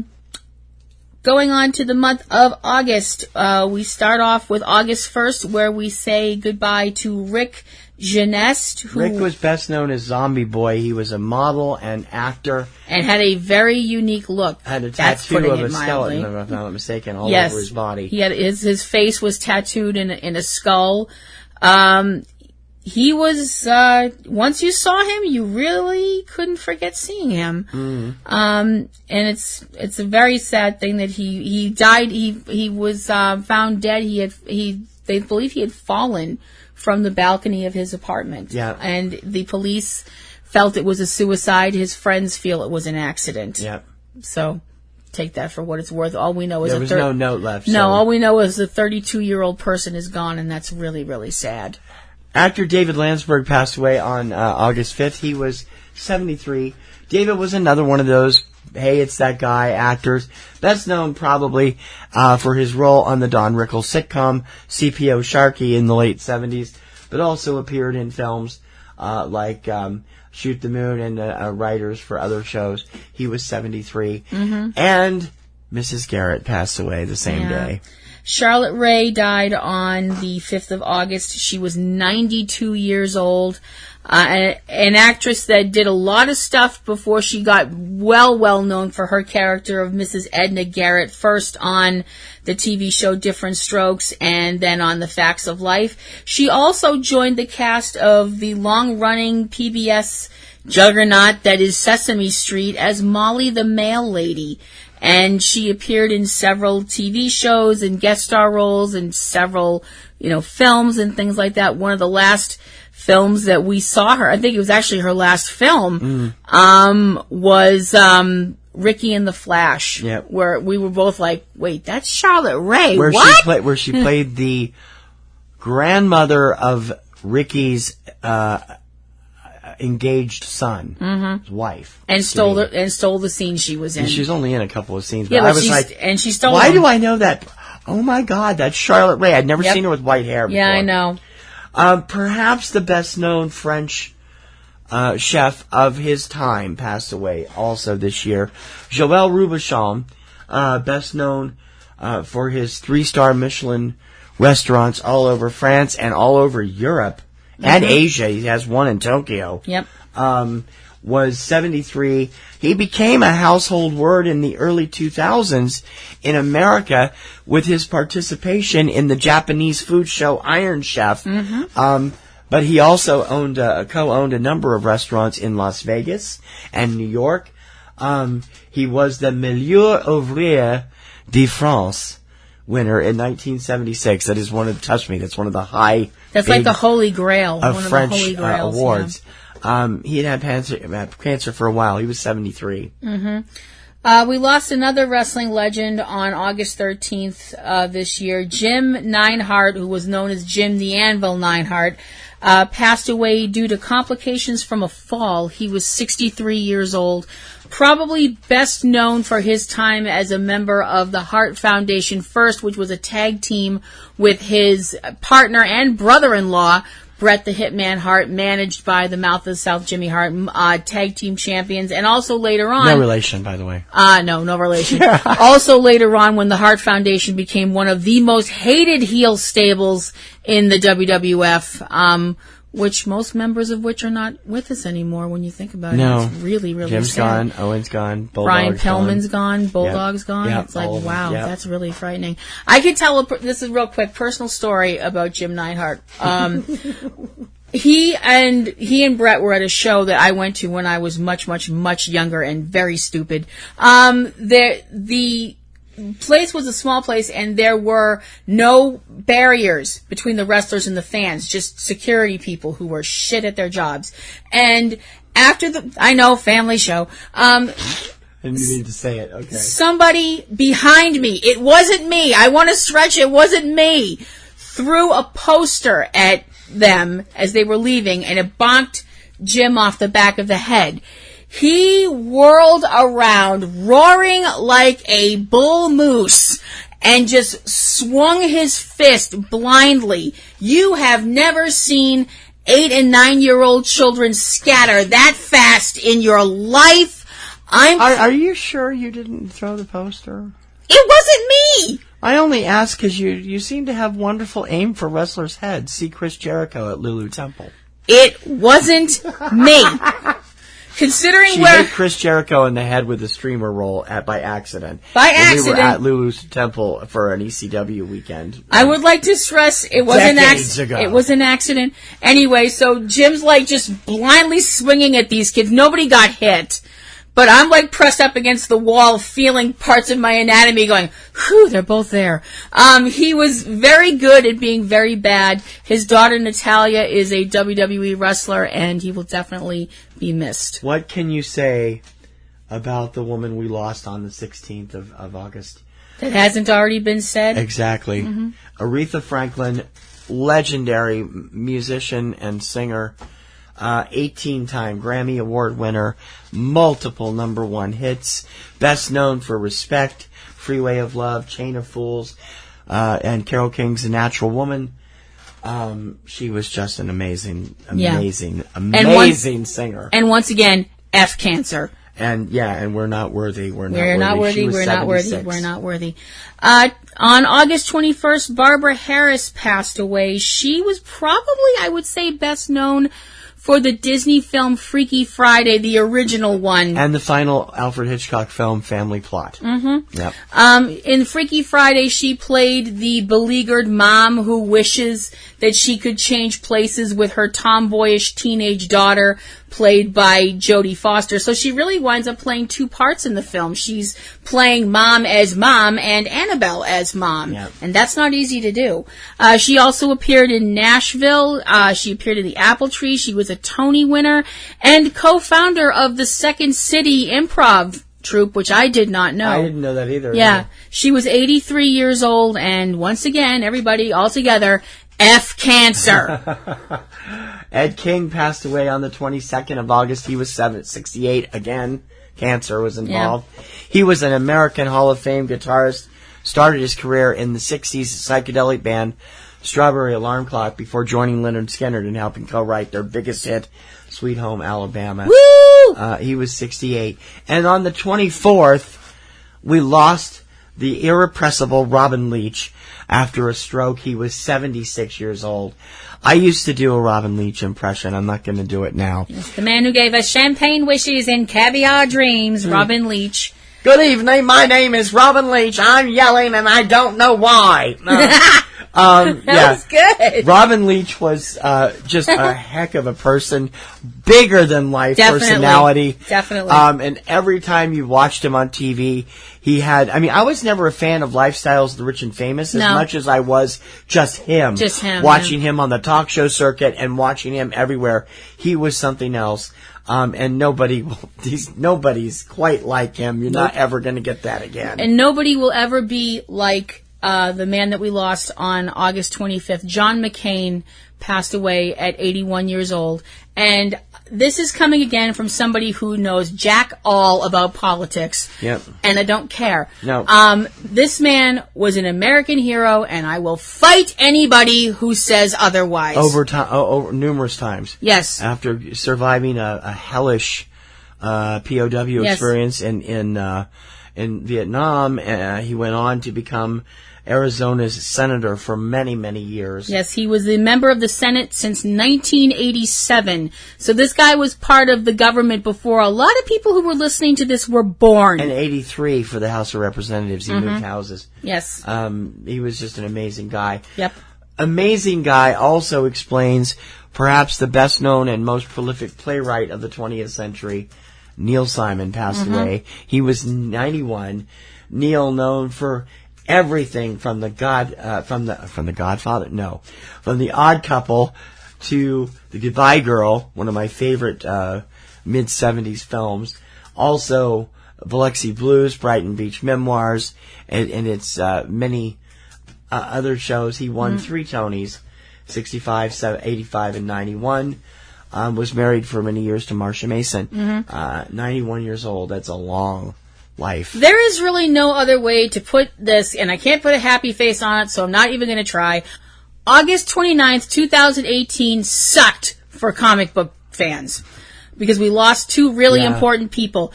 Gary Friedrich, who was a comic book writer. He worked on Captain Marvel, Sergeant Fury and the Commandos, and was co-creator of one of the coolest characters ever, Marvel's Ghost Rider. Passed away. He was 75 years old. And Marie Severin, who was a Hall of Fame comic book artist, worked on titles like Iron Man and Thor, and was a co-creator of Spider-Woman, who has never really gotten the recognition or an actual, live action thing, which would be really cool. She passed away. She was 89 years old. One of the very first women to really make a dent in comics. Yeah, too. because that's always been an old boys network until people like Marie came along and kicked that glass ceiling in. Yeah. The death of actress Vanessa Marquez on August 30th shocked everyone. She was 49. She was killed in a domestic struggle by police at her home. There was something... Yeah, that whole situation is really weird. They're still trying to figure out what happened there. Vanessa, best known for her regular role on ER, the television series, but also appeared in a number of films, including Stand and Deliver. I don't think we'll ever really know what happened there, No, at least not anytime in the not. near future. Probably not. Dipping into September, on September 3rd, British character actress Jacqueline Pearce passed away. Pearce was known for her many television roles, best known for playing Servalan in the long-running series Blake 7, but also appeared in a number of feature films from Britain, seen in several Doctor Who serials, and also in the Doctor Who Big Finish audio series that continues to be done to this day. She was 74. Yep. Bill Daly passed away on September 4th of this year. Bill is another poster boy for, hey, it's that guy. He was particularly in the comedy field. Yes, definitely. He was, I think, best known for two of his best known roles were Roger Healy, the buddy of Tony Nelson on I Dream of Jeannie, and Howard Borden from the Bob Newhart Show. Hi, Bob. That guy. Yeah. And he did tons of other things, including, films and TV. He appeared on, anything from Trapper John to Alf, and to kind of everything in between. Bill Daly was 91. He also was the official replacement for Richard Dawson on the Match Game. He had guest starred regularly up to that point. And the sad thing is, he wasn't particularly good at it, and he never made any bones about it. He always hated it when people would pick him for the super match because he was afraid he would make them lose their shot at the big money. Another major loss on September 6th. Burt Reynolds passed away. Burt was the #1 box office generator of the 1970s. At 82 years old, Burt had a long career, starting in television and film westerns in the 50s and 60s, regular on Gunsmoke, before landing his own 2 short-lived television series, Dan August and Hawk, before launching himself to stardom in the film Deliverance and following that up with Smokey and the Bandit, which actually beat Star Wars at the box office their first week open. They opened the same week. Yep. He would later get an Oscar nomination for his role in Boogie Nights. He won an Emmy in 1991 for his television series Evening Shade. heart attack felled him at age 82. Yep. September 6th, Mac Miller lost his life. He was 26 years old. He was a rapper, he was a musician, he was a record producer, and he was also the boyfriend or fiance, I'm not sure which, of singer Ariana Grande at one point. One of them. Yeah, one of them. And he was... She seems to go through men faster than Taylor Swift does. Okay, let's not. Okay, let's not. Well, at least she's not facially wrecking her crowd. All right. I'm gonna be honest with you. I really don't know much about his music. It's not my style or anything I've like heard that. a little bit of it, but not me. But he was well loved in the music community. Yeah. And he was only 26 years old. He died from what they believe was an accidental overdose of a lot of things that people shouldn't be taking. Yep. But it's very difficult to wag your finger at somebody when, they've already lost everything. Right. So you can't really say very much other than that. September 10th, Peter Donat passed away. He was 90 years old. Another true, it's that guy out there. Oh, he was in films and television for 70 plus years. Films like The Godfather Part 2, The China Syndrome. I know that's one of your favorites from back in the day. It's a great movie, yeah. The X-Files. He appeared on movies, TV, the whole thing. He was married for many years to actress Michael Learned, if I'm not mistaken. Oh. And their son, Lucas, was the star of one of the co-stars on The Omen. Damien Omen, too. And he also, I will never forget seeing him deliver Hamlet's To Be or Not to Be speech in a school film. It was just like, he was amazing. I knew who he was because I had just seen him in Omen 2, which had been on TV. And I was like, wow, he's good at Shakespeare. He was a stage actor, too. Actor Frank Parker passed away on the 16th. He was 79.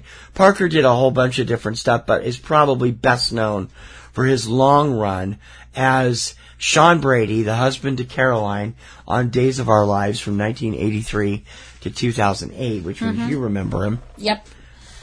September 20th, we said farewell to someone pretty special to certain people, if you're fans of our four-legged friends. Kay runs Pick Me In First. Park Me. What? Kay runs Park Me In First. Park Me, I'm sorry, I do apologize. Kay runs Park Me In First. And you people are going like, what are they talking about? Which was an American Beagle show dog. He was the winner of Westminster's Best in Show in 2008.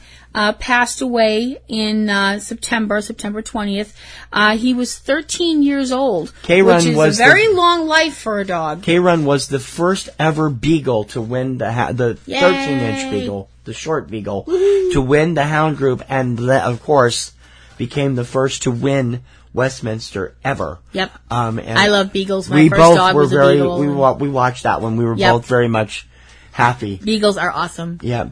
Singer Marty Balin passed away on the 27th. He was 76. Balin was in the Rock and Roll Hall of Fame as a member of Jefferson Airplane, and a singer later also with Jefferson Starship. After leaving that band in the late 70s, he forged his own solo career with songs like Hearts and Atlanta Lady, which became big hits.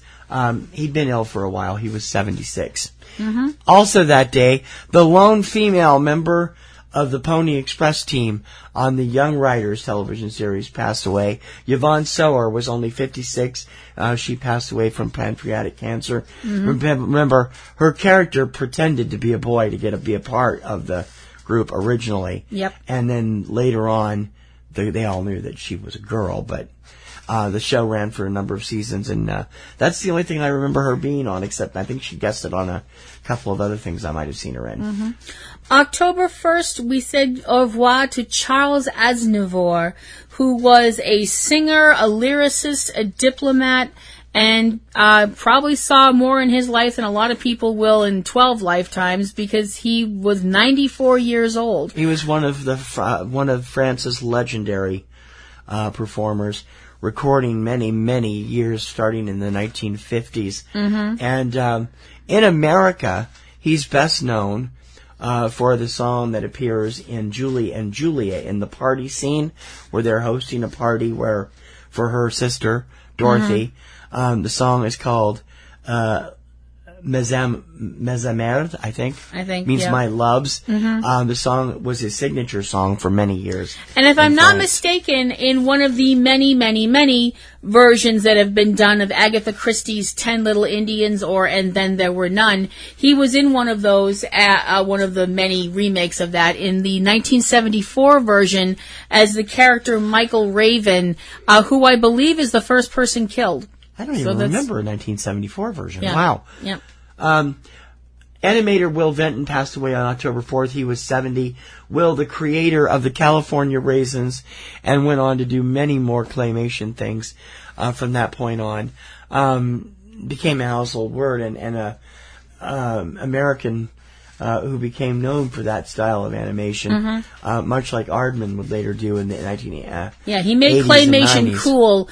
He made claymation cool at a time when most people's only exposure to claymation was like Davy and Goliath, and that kind of a deal.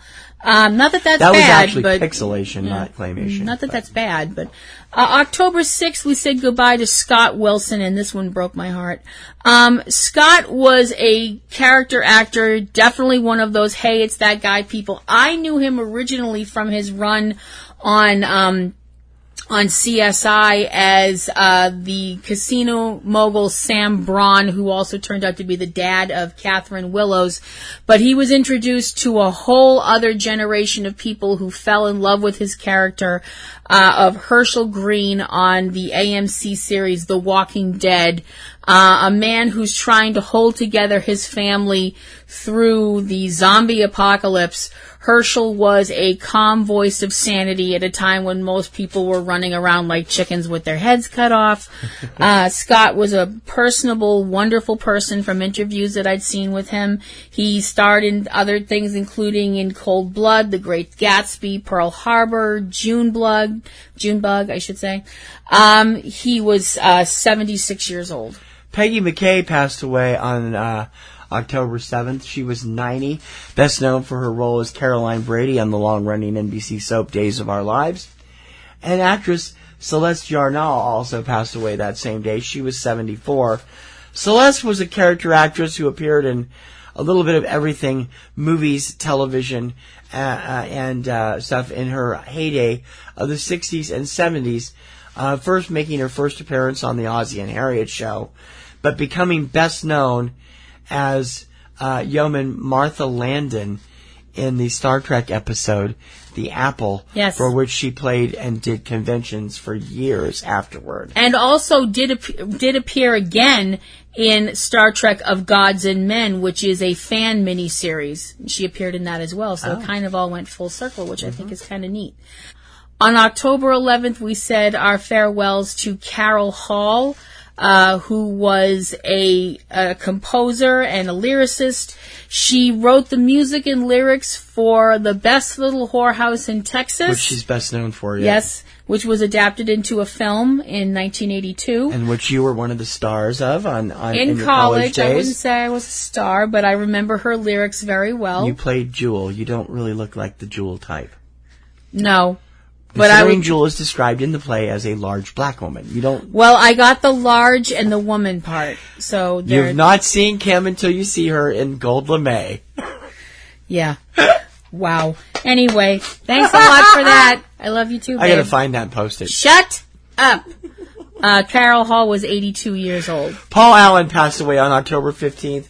Paul, one of the best film lovers on the planet. This man, film fans owe this man so much for all his work in this industry. Every year, the co-founder and former partner in Microsoft would host a big party at the Cannes Film Festival. He bought the last remaining Cinerama Theater in Seattle, kept it running. This man put his money in where his mouth was when it came to film preservation, and hopefully his heirs and estate will continue to do the same thing. He'd been ill for a while, beat cancer a couple times, but still succumbed at this year at the age of 65. He will be missed by film historians and fans everywhere.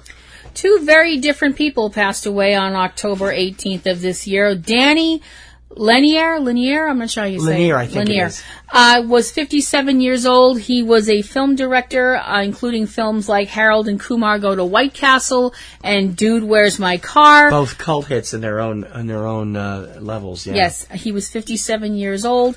And Dick Slater passed away also on that date, October 18th. He was 67 years old. Dick Slater, also known as Dirty Dick Slater, was a professional wrestler. He wrestled mostly in the mid-Atlantic part of the country. He did wrestle for World Championship Wrestling for a time, also wrestled in the World Wrestling Federation in the mid-'80s, where he had a gimmick that would never get by people nowadays. His gimmick in the WWF at the time was the Rebel Dick Slater. Came to the ring with a jacket with the stars and bars on the back and all that stuff like that. And oh my frog, I can't even think about what people would say about that now. Which is why I'm surprised Vince hasn't done something with it. As I said, Dick Slater was 67 years old. October 23rd, character actor James Karen passed away. Karen is another, hey, it's that guy, man, who appeared in so many television series and so many movies over the year. I knew him best for the second back half of the one season of The Powers of Matthew Starr, where he played the government agent that worked with Matthew and Walt as operatives for the secret intelligence One of the rare services. time when the government wasn't trying to, like, vivisect an alien or something. Well, they would have been, as he said, he was keeping those kind of people away from them. He also was in Nixon, Return of the Living Dead, Poltergeist, and God knows how many other things. He was 94. Tony Joe White passed away on October 24th. He was 75 years old. He was a singer and songwriter, best known for Polk Salad Annie and Rainy Night in Georgia. Which wasn't his hit. He wrote it in Brick Benton, had a big hit with it. Yep. On the 27th, country singer Freddie Hart passed away. He was 91. Hart got around for 50 years in the country music world, but best known for his early 1970 hit, Easy Lovin'. 91 is a long life in country music. And you couldn't catch him. The cops couldn't take him down, but Whitey got his in prison. James Bulger, also known as Whitey Bulger, was murdered in prison on October 30th of this year. He was 89 years old. James Bulger, the leader of the Winter Hill Gang, was one of the most notorious criminals to be on the run, and was I think at one point was on the FBI's most wanted list as the most wanted person in America for multiple murders. His story was most recently brought to the big screen in terrifying form by Johnny Depp in the film Black Mass. After the film was almost finished filming was when he was arrested, because they managed to get that little bit added on to the end of the film, I think. No, he was arrested about a year before they started the production, because the documentary came out first. Oh, that's right, yeah. And he was arrested, convicted, sent to prison, transferred to another prison where he was beaten to death by...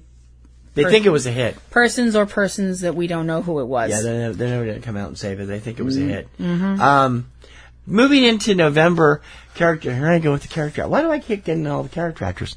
Character actor Ken Swofford passed away. He was 85. Swofford, again, a lot of times played these blustery military types in movies like The Andromeda Strain, but he was probably best known for two television roles. His role as the streetwise, smart at cracking newspaper reporter in the far too short-lived, too hip for the room Ellery Queen from 1975 to 1976, and his role as the principal of the School of the Arts in Fame once it went into syndication in 1982. His character Frank Flanagan from Ellery Queen, who was always trying to get the scoop and always trying to get answers and stuff from Ellery's father or from Ellery, and like you said, that show was way too hip for the room. It was a great show, and it only lasted one season, and it was just amazing. Yeah, he appeared on a lot of other stuff, including the A-Team, Knight Rider, Remington Steele. He did everything. Pretty much everything you can think of in the 80s, he appeared on it at least once. Yep. Roy Hargrove passed away on November 2nd. He was 49 years old. He was a jazz trumpeter and won 2 Grammys, once in 1997 and once in 2002. He was one of the up-and-coming jazz performers of our generation. Also on the same day, Kitty O'Neill passed away. I know that's a name that a lot of people may not know. Or they may think they know, but they don't know why. She was an American stunt woman and also known as the fastest woman in the world. And it's amazing to think what she went through just existing before she even started in a career where you could kill yourself on a daily basis. Right. She was ill when she was a child and it left her deaf. Yep. Which, you think about that. This is a deaf person who becomes a stunt woman. Sure, why not? She was primarily known in the beginning for her stunt work as Linda Carter's stunt double for Wonder Woman for 4 years, and then went on to films. Stockard Channing starred as her in a TV movie based on her life in the 1980s. Kitty O'Neill was 72. Actress Sandra Locke passed away on November 4th. She was 74. Sandra had been sick with cancer for a while. That's known as, I hate to say this, she's probably better known as Clint Eastwood's girlfriend during the late 70s and early 80s rather than as an actress. Yeah, she did Every Which Way But Loose and Any Which Way You Can, plus Sudden Impact with him. Also was an Oscar nominee and starred in the Hard as a Lonely Hunter in the late 60s. James Green passed away on November 9th of this year. Character actor, one of those people that, again, kind of like the hey, it's that guy type of guy. He appeared on Parks and Recreation. Which I'm sure everybody will be remembering him for, because that show has such a huge cult following. Yep. Also appeared on The Days and Nights of Molly Dodd. He was 91 years old. We spoke recently on a whole show about the loss of the legendary Stan Lee on November 12th. Stan was 95. What can you say about Stan that we didn't already say 3 weeks ago? The man was a legend. Not in the all that comic book much. industry. We can't really say much more than we already did, but I do think we can say this. Everybody on 3. 1, 2, 3. We're not worthy. We're not worthy. We're not worthy. On November 13th, Catherine McGregor passed away. Catherine, best known as Mrs. Olsen on the long-running television series Little House on the Prairie. She was 93. And country music performer Roy Clark passed away on November 15th. Roy was a fun dude. One of the people that everybody knew was as friendly in real life as he appeared in his personas on television, most notably as the host of the long-running, or co-host, and then later on single host of the long-running network and syndicated hit Hee Haw. He was also had numerous country hits in the 60s and 70s. He was 85. Showed you just how much fun you could have in a cornfield. Now, about this guy, do you know what this song is? Because it's not what you think it is. I know a song called this, but I don't think it's this song. Scott English passed away on the 16th of November. He was 81. Scott was a producer and songwriter, best known for his song Brandy, but not by that title. Retitled Mandy, it became Barry Manilow's first #1 hit. I don't know it then, because the song I'm thinking of, that's actually... Brandy, You're a Fine Girl, yeah, and that's which in is a different parentheses, group. yeah.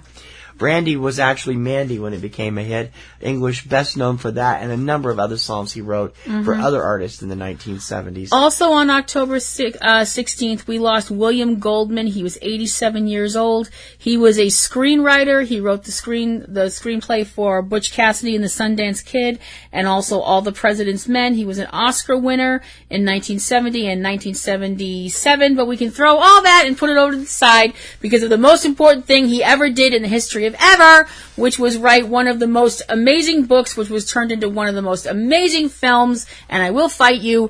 William Goldman was the author of The Princess Bride. So for that, he deserves a special place in the shining pantheon of heaven because that movie is incredible.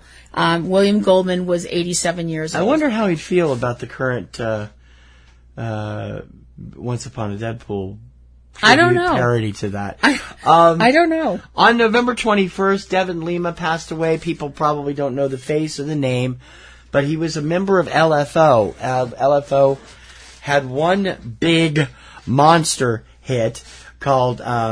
Every Other Time. No, that was the second minor hit.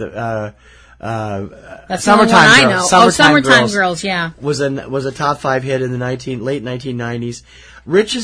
Devin is the second member of this band to die young of cancer. Rich Cronin, the lead singer, passed away of leukemia a number of years ago, and Devin was just 41. They're hometown guys. They're from New Bedford, and it seems so sad to lose him at such a young age. Nicholas Roeg passed away on November 23rd. He was a film director. Directed Don't Look Now, one of the seminal horror films of the 1970s, if you're into Euro horror. Film starring Donald Sutherland. The Man Who Fell to Earth, which was one of David Bowie's first turns in acting. Science fiction seminal movies of the 1970s. And he was also a cinematographer on A Funny Thing Happened on the Way to the Forum. Nicholas Roeg was 90 years old. Stage actor, magician, and all-around weird guy, Ricky Jay, passed away on November 24th. He was 72. He appeared in all kinds of different things over the years. Character parts. He's best known probably for small parts in movies like The Prestige, Boogie Nights, Tomorrow Never Dies, and his role on the HBO series Deadwood. He had a series episode of American Masters dedicated to him a couple years ago. The first magician ever to do so. He also taught a lot of the magic tricks, just enough to make it look good. He didn't give away any secrets to both Hugh Jackman and Christian Bale in The Prestige. He is actually the magician that Christian Bale's character is working for when he does the whole trick with the bird in the cage and he smushes the cage and the cage is gone and the little boy starts crying. That's Ricky Jay. So for those of you who've watched The Prestige over and over and over again, like me, trying to go, how did I miss this, that, the other thing? Damn you, Christopher Nolan. That's who Ricky Jay is, and he will definitely be missed by those of us who love magic.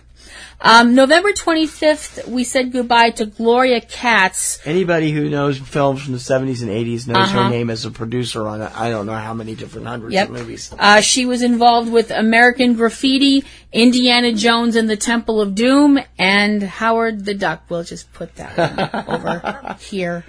On the 26th... this one sucks. This kills me because I didn't realize he was sick, but a lot of other people did. Steven Hillenburg passed away on November 26th, the creator of SpongeBob SquarePants, and which has become quite possibly the biggest animated hit ever made for television of all time. It is now in its 15th season, and except for The Simpsons, probably is definitely for children's television. And he was also a writer and a regular contributor to Rocko's Modern Life too. Another show that went so far over kids' heads and hit their parents and older siblings right between the eyes. And I said his name wrong. I always do that. It's Hillenburg, not Hillerberg. I always do that. He was 57 years old, and he will be missed. Oh, my God. Thank you for giving us the gift of laughter that you gave us during the first few seasons. The last few seasons haven't been that great. The wonderful weirdness of the denizens of Bikini Bottom with SpongeBob and pals. November 30th, we said our farewells to George Herbert Walker Bush. He was 94 years old. He was a vice president at one point from 1981 to 1989. He was the director of the Central Intelligence before that. He did everything. And he was also the president of the United States. He did a little bit of everything. Now, I know there are some people out there who were... Putting politics aside. They putting politics, do that for this gentleman. Yes, putting politics aside, he was a person. He was a father. He was a grandfather. And he seemed like, for the most part, when I saw him in interviews and things, he just seemed like a really nice guy. He's the only modern-day father of another president. That hadn't happened for many, many years. Of course, George W. Bush was his son, and later the 43rd president of the United States. And he was 94 years old. Moving into December, and of course, if there are any more this month, we'll have them in the next couple of weeks. Actor Ken Barry passed away on December 1st. He was 85. Ken was a face that everybody knew from the 70s, 60s, 70s, 80s. He starred in a number of Disney movies and a number of other films. And but he was best known for small television. Screen, F Troop, Mayberry RFD, Mama's Family, and his endless appearances on The Carol Burnett Show. Yeah, and that stupid commercial. What commercial? That stupid commercial that we saw that I can't think of the name of now about the shoe place. Oh, the Kenny Shoe spokesman. Yeah, which I never saw one of those stores, but that commercial scared the living piss out of me. All singing, all dancing, all talking about mall stores that sell shoes. I think I'm scarred for life. Ken Berry was that a Fred one or was that a RW? I don't remember. Ken Berry was 85 years old. Philip Bosco passed away on December 3rd. Tony Award winner and actor who appeared in numerous films, stage productions, and television shows. Best known probably for Working Girl and a couple of other places. And he won a Tony for Lend Me a Tenor and for his starring role in the 2000 film The Savages, which is where he's best known for. I'm sorry, that's not what he won a Tony for. Obviously, it's film. Another wrestler for you at the fifth there. Thomas Billington passed away on December 5th of this year. Tom is probably best known to wrestling fans by his wrestling name, the Dynamite Kid. It's very strange because he was born on December 5th in 1958 and wound up dying on December 5th in 2018. That's weird. He was a part of the multi-belt winning team of the British Bulldogs with his cousin, the late Davey Boy Smith. He wrestled in Japan, he wrestled in America, he wrestled in Canada.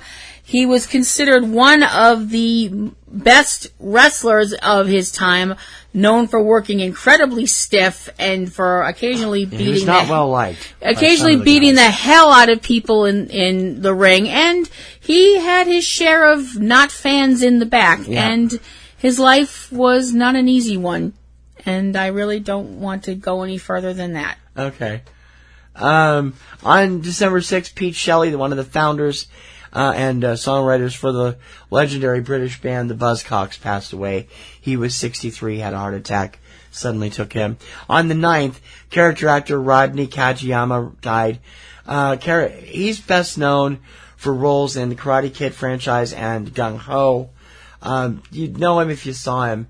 Unfortunately, I don't know why they don't have a picture of him on his Wikipedia page, but no. He's a very recognizable character actor who did everything from the 70s on. December 13th, Nancy Wilson passed away. Not Nancy Wilson from Heart. Don't panic. Jazz singer Nancy Wilson. She was a jazz singer, best well known for her song You Don't Know How Glad I Am, and also for winning Grammys 3 times in 1965, 2005, and 2007. Wilson was a regular on the 60s and 70s variety show circuit, always appearing there. My mother was a huge fan of hers. She also acted. I remember her acting as a strung-out junkie singer on Hawaii Five-0 when I was a kid. And she was 81 years old. Finally, we lost Joe Osborne over the weekend. Joe was 81 and a member of the legendary studio musician group known as the Wrecking Crew. He was the bass player that was part of what they used to call the Golden Triangle.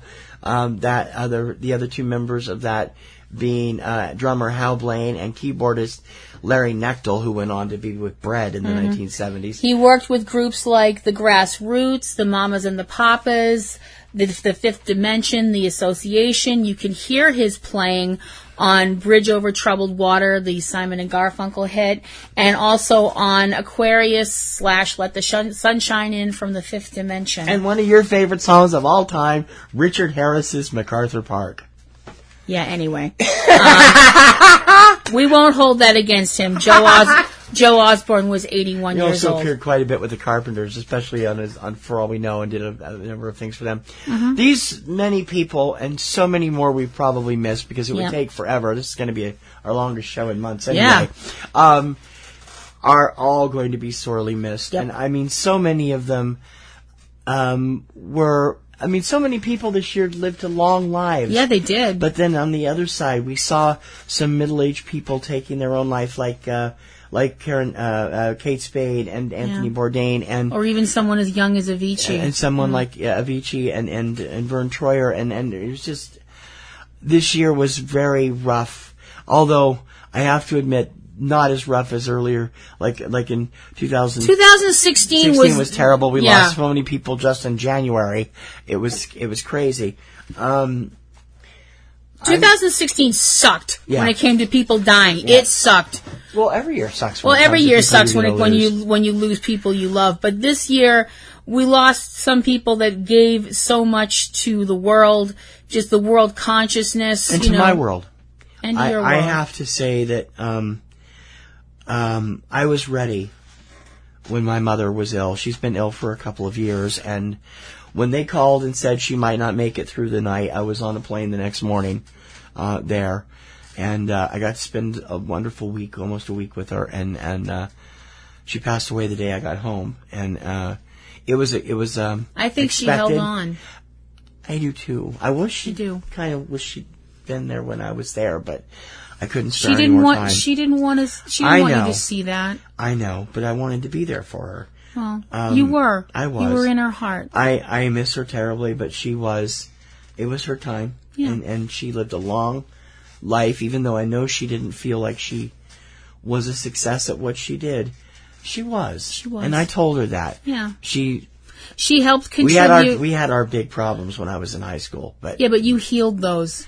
we So healed that makes those. you one of the lucky We ones. healed those Yeah. together. Yeah, that makes you one of the lucky ones. Yeah. Because you don't want that on your conscience. No, Believe me, you don't. I don't. And it was good. But she made I did you... find out a few surprising things after she passed. Yeah, But which are none of your beeswax. that was rude. Well, everybody out there I was who's going to say which I will keep to myself, but it's like... Well, you know me, I have to be funny, But for serious, and this is me being serious and not joking around and not being my usual honk, wacky behavior kind of thing, she helped make you a good person.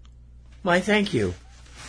And I'm very glad that she found you to be somewhat appropriate for me. She figured out, well, she's not going anywhere. I might as well learn to like her. No. She figured out she's just as nuts as my son. She's Yay! perfect for him. Next week on Subject Cinema, we will be bringing you Such As They Are this year, the Just Cause We Can Awards. I'm not sure what we're going to do. We haven't seen that much. Kind of a shorty McShorty list this time. Yeah. And the other stuff's going to get even worse, but hopefully before then we'll get a chance to see a few more things. Mm-hmm. Don't forget all of our other shows. Yep.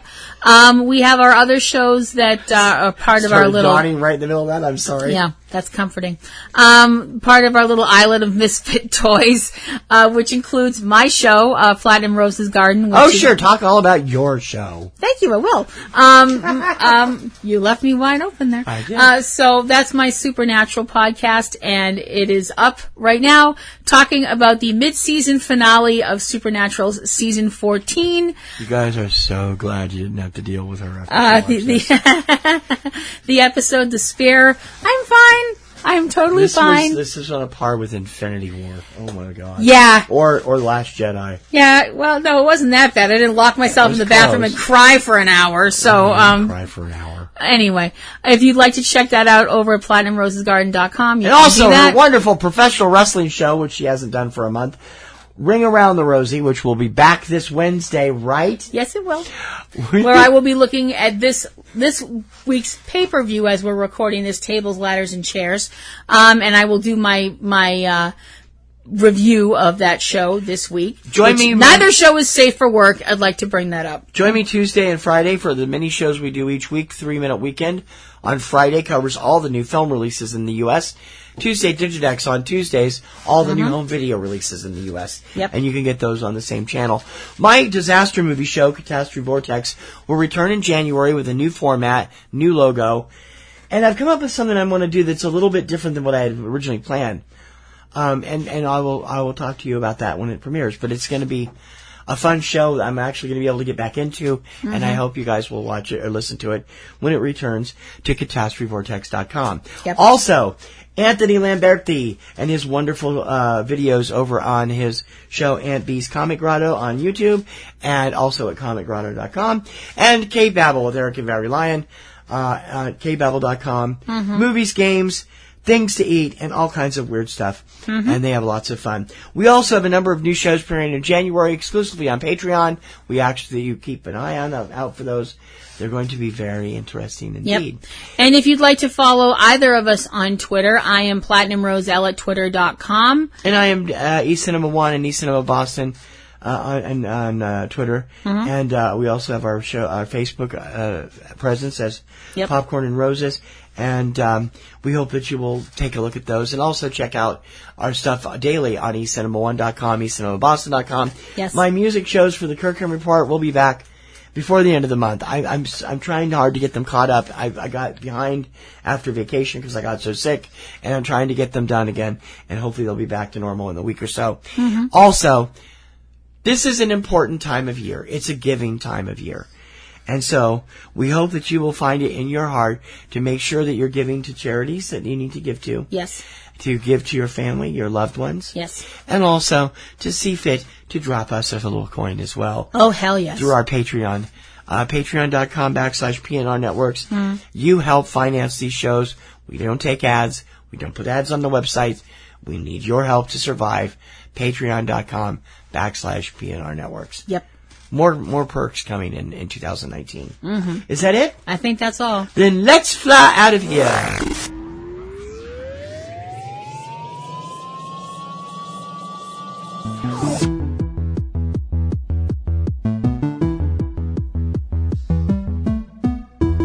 I could say something else, but that would be rude. For Subject Cinema, I'm T.C. Kirkham. I'm Kim Brown. May your popcorn always be buttered. And may your roses always be in bloom. TTFN. Bye now. You have been listening to Subject Cinema with hosts T.C. Kirkham and Kim Brown. Subject Cinema is produced by PNRNetworks, Boston, Massachusetts, which is solely responsible for its content. Subject Cinema theme performed by Eric Lyon. Subject Cinema is recorded and produced using Sony Vegas products. Subject Cinema is copyright 2018 by PNRNetworks under a Creative Commons license. Check out a new episode of Subject Cinema every weekend. Until next time, this is Bob Taylor for Subject Cinema, and we'll see you at the movies. That's all.